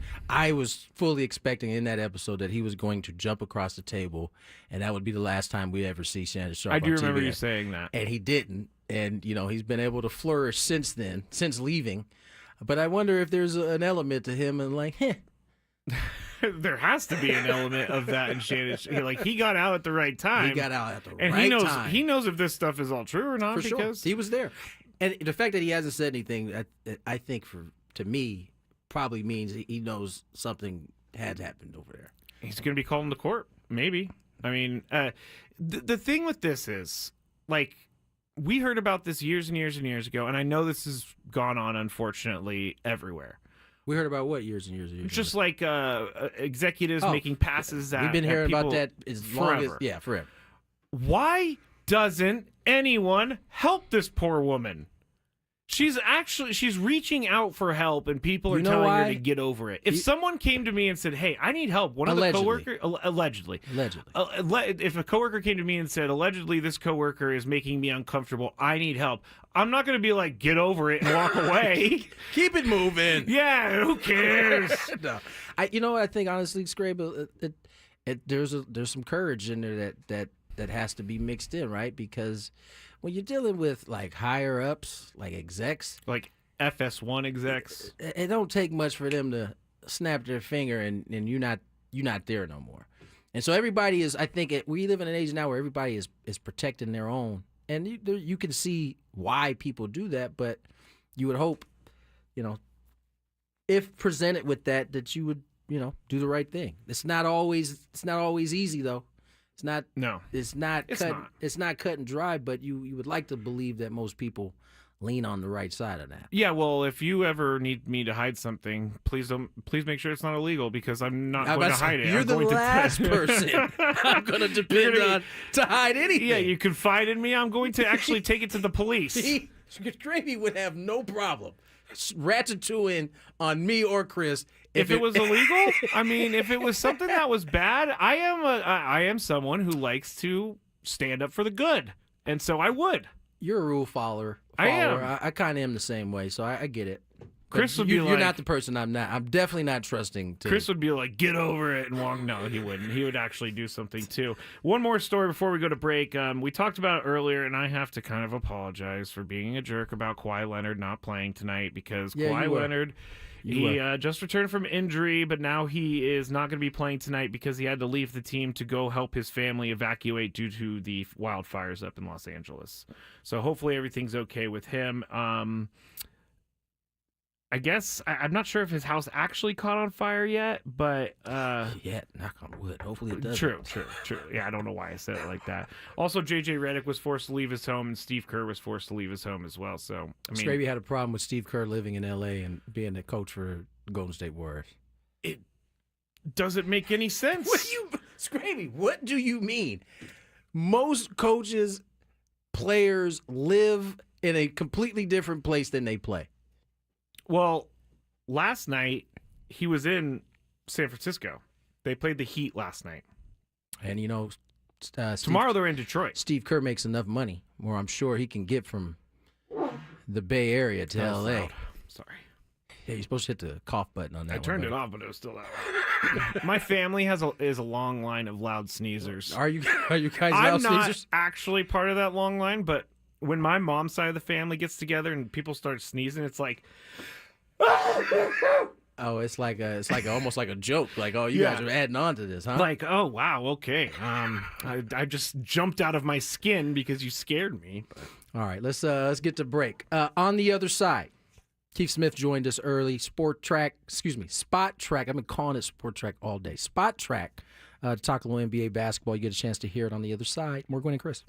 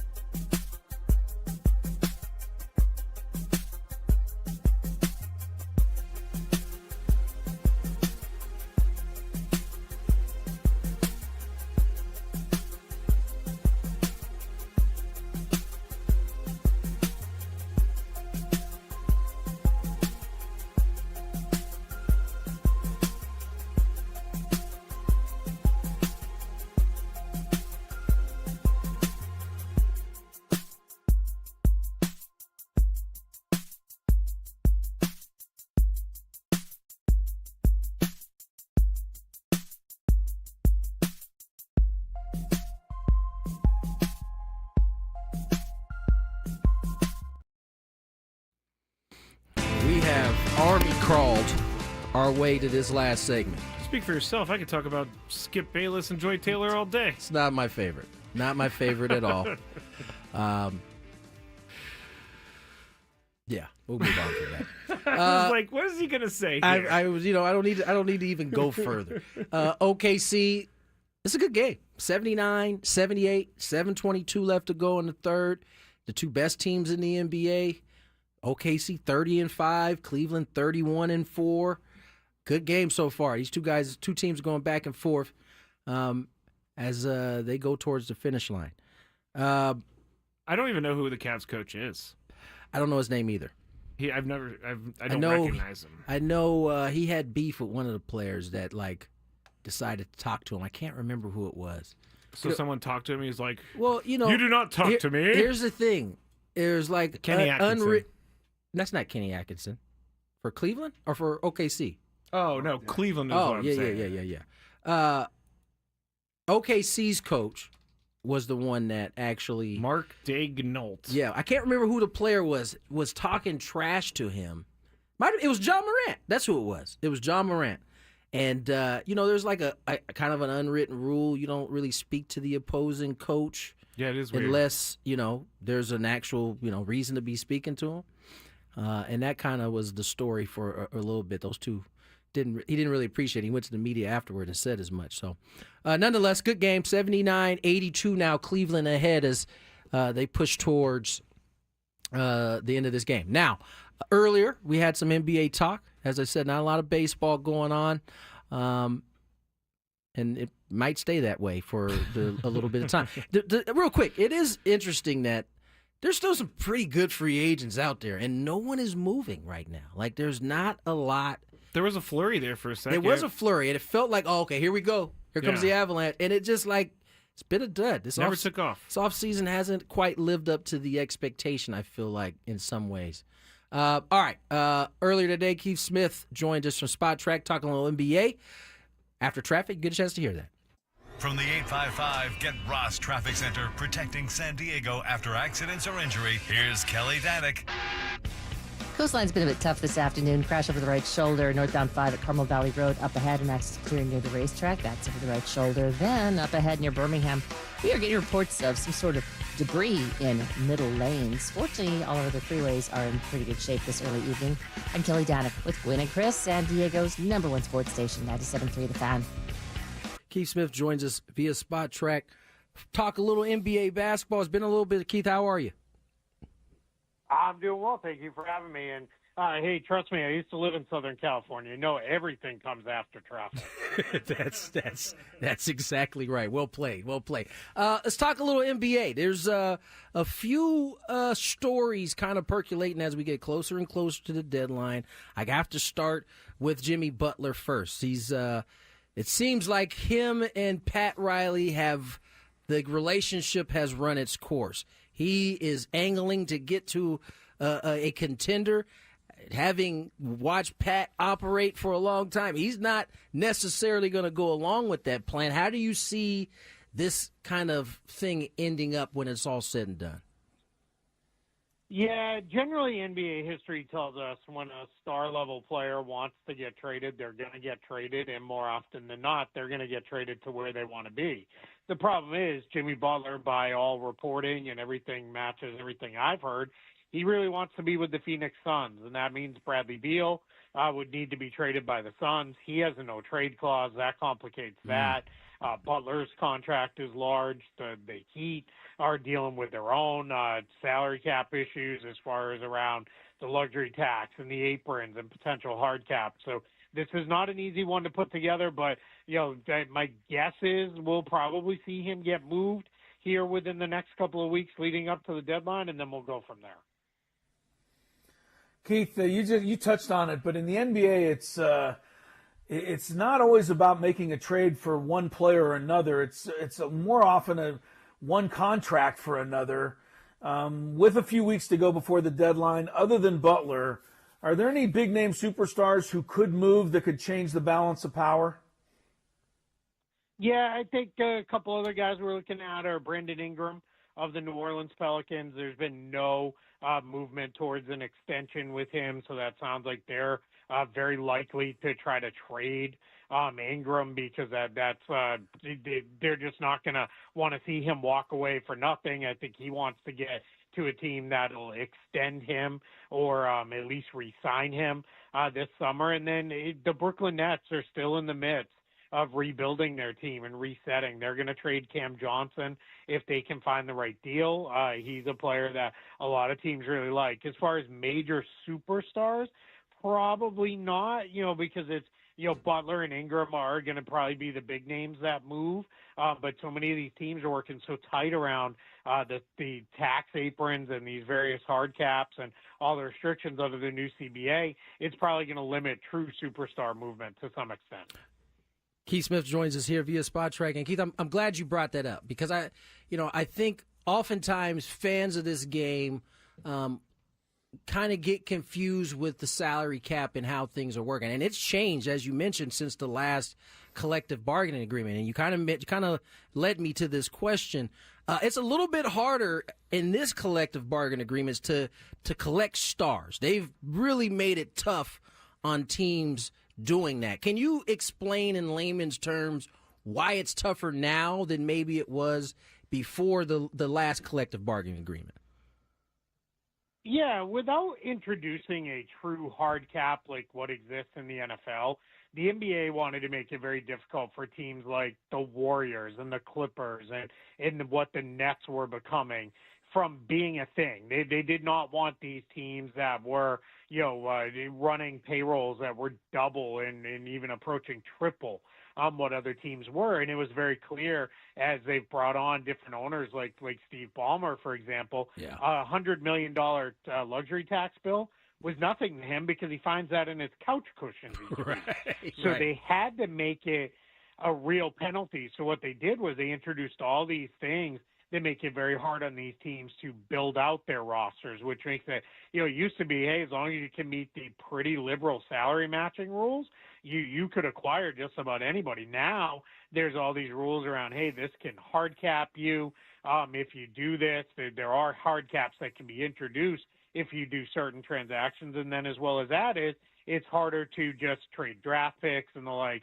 So it's become a lot harder to build those things up. It's as you said, it's a lot more complicated, a lot harder to understand. Thankfully for a guy like me, it keeps me gainfully employed. But, for the teams, it's a lot harder for them to do what they got to do. Keith Smith is with us talking some NBA. And Keith, it seems like a kind of the elephant in the corner of the room, but the lack of NBA ratings right now, either the criticism / controversy over whether or not teams are just simply jacking up too many three-pointers to make it interesting for the fans to watch. LeBron James seemed to think so. Adam Silver acknowledged that it's something that needs to be looked at. Where could the NBA go, number one? And number two, what has happened in such a short amount of time to the eyeballs and the people that love this league? Yeah, so I kind of make this one almost the equivalent to Major League Baseball. If we go back a few years ago, people were talking about baseball had become, it was all home runs, right? It was just play, try to walk, get guys on base and hit 2-3 run grand slams, whatever it is, home runs. Play long ball, and in the NBA has gone through their own statistical evolution where it's even more drastic, I think, in the NBA because you have this one shot that is worth half again as much as another shot if you can make it. So teams are very, very much, they've said, hey, we would rather take a bunch of three-pointers, even if we shoot a lower percentage on them, every one we make is worth more. And the only time we want baskets at the rim now is if it's a real open layup or an open dunk. And in some ways that's, led to, I think parts of the game are even better. I think the ball movement and spacing is better than it's ever been. If you put on NBA TV and watch a game from the 90s, you're like, oh my gosh, how did anybody ever score? Like there's 8 guys standing in and around the paint, right. Back then. But I think, as far as the ratings go, the league counters with 2 things. One, hey, ratings or not, they just landed the richest TV contract they've ever landed, so they're not, super concerned about that part of it. But 2, they openly will say it's not all about who's watching on ESPN and ABC and TNT. The league is getting consumed in a lot of different ways, and they also openly talk about how they're one of the most popular worldwide sports. And that never gets talked about is, what's happening overseas, whether it be in Europe or Asia or even Australia, who's watching there, that doesn't factor in because, we're focused on what are the ratings here. So the league feels like, hey, all this concern, it's things they need to keep an eye on, but they're not overly, worried about it because there's still a lot of eyeballs on the game right now. It's such a great point, Keith, about the comparison to baseball because analytics has blown up in this league, and we talk about it often. But it's also probably blown up even more, and it probably had been taking place long before baseball really got involved in it. And you have seen teams, sell out on the analytics in terms of the 3 being worth more than the 2. But how do they bridge the gap? Because clearly maybe it's not being consumed the same way and it's being consumed differently. But there's definitely a change in how the game is played. And I don't know that it is great to watch as it once was. And you're right. I think the ball movement, that's a great point. There are some great things that have come about it, but I think there has to be a gap bridge there in terms of what the consumer is actually looking at. Yeah, there certainly is. I think things that have been thrown out there. Well, one of the popular ideas is eliminate the corner 3-pointer, which is generally one of the easier shots that teams hunt and try to get. My challenge is you eliminate that anytime any guy drifts about more than 5 feet out on the baseline, the defense is just going to ignore him because you want to shoot a 20-foot 2-point shot, have at it. We don't care. It doesn't really matter to us. There's been talk about what if we say teams can only take 40 3-pointers a game, and do that. Well, my problem is you hit that 40th 3-pointer, say with 8 minutes left, then the other side's just going to pack the paint. Right, because they can't shoot anymore. Now you can't shoot anymore from outside. So I don't think that. I think that's going to actually make things worse with that. So I think what you'll see is you're going to see a transition where eventually I think we've hit a tipping point of the floor is so spaced out right now. Now you're starting to see things start to open up a little bit more inside. And what's going to happen is some team's going to come along and say, hey, if we actually build around these specific player types, we can get easier baskets in and around the rim. Because every coach you ever talk to will tell you, hey, if I can get a dunk and a layup every time, I'll never shoot a 3-pointer again. And somebody's going to come through a way of, all right, let's build this out where you put enough spacing on the floor, but our goal is spread you out and work. The other option is, this one's not a popular one because it takes money out of the owners' and players' pockets, is widen the court. That's something that a lot of coaches will tell you that probably should have happened several years ago. Because now you've got, for example, the Celtics last night. They started Kristaps Porzingis, Jason Tatum, and Al Horford as their front court. Those 3 guys, if you put them side by side along the width of the court, they can cover the whole thing by themselves. Wow. Players are bigger, they're faster, they're longer than they've ever been. So one of the things is we need to create more real estate. And the only way you're going to create more real estate is by widening the court. But that means you're taking away rows of seats. That's going to cost everybody money. So that's probably not one of the first triggers that they'll pull. Huh.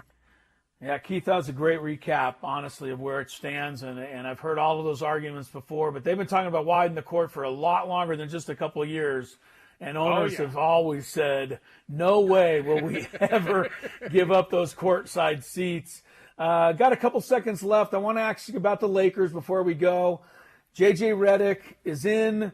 Did they really need to make this move? I look at the Lakers right now as opposed to the Lakers last year. They seem like the exact same team to me. Yeah, there's the trade they made in the last couple of weeks. I think there was some pressure on. We haven't done anything roster-wise other than drafting a couple guys in the span of a couple years. We needed to do something. I think that trade did help them. They didn't give up all that much to D'Angelo Russell. Had seen his role reduced. Dorian Finney-Smith's going to help them. But this is the challenge of building around LeBron James at age 40. Is he still very good? Sure, absolutely he is. But there are real signs of slippage. We've seen he's not the same player he once was. Anthony Davis is an injury-prone guy. When you build around guys like that, you're always going to have some level of everything has to go perfectly for you to be the team you want to be, and it just hasn't gone that way for the Lakers. They're better, but so is the conference. It's a little hard. They're still not, full-on title contenders. Keith, before we let you get out, I got to ask you about the Celtics. I know you covered that team a little bit. They're still really good. They still have a very talented team behind Cleveland right now. How would you grade them here in the early portion of the season? Yeah, the Celtics are they are the stereotypical we won a title now team. And it is we've climbed the mountain. We know what it takes.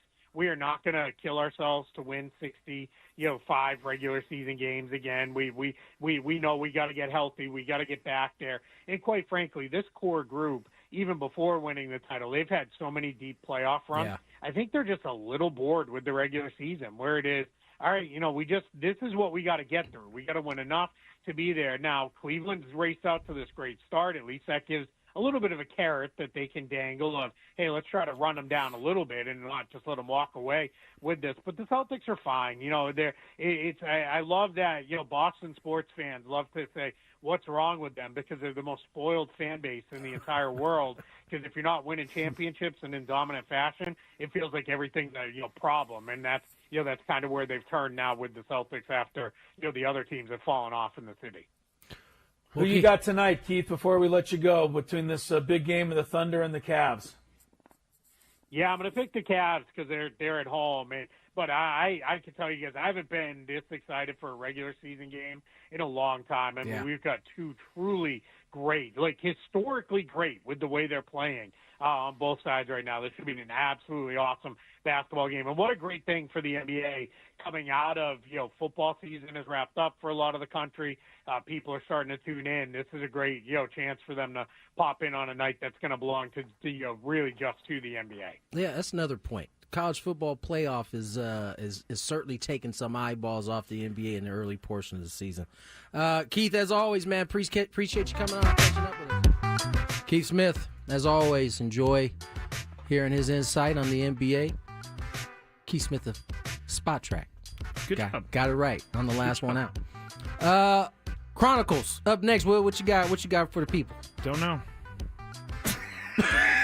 Wasn't expecting you to say that. I'm just kidding. No, you know how we were talking about situation and the Padres and whether or not it will detract free agents? I don't know what you're talking about. Yesterday we did that.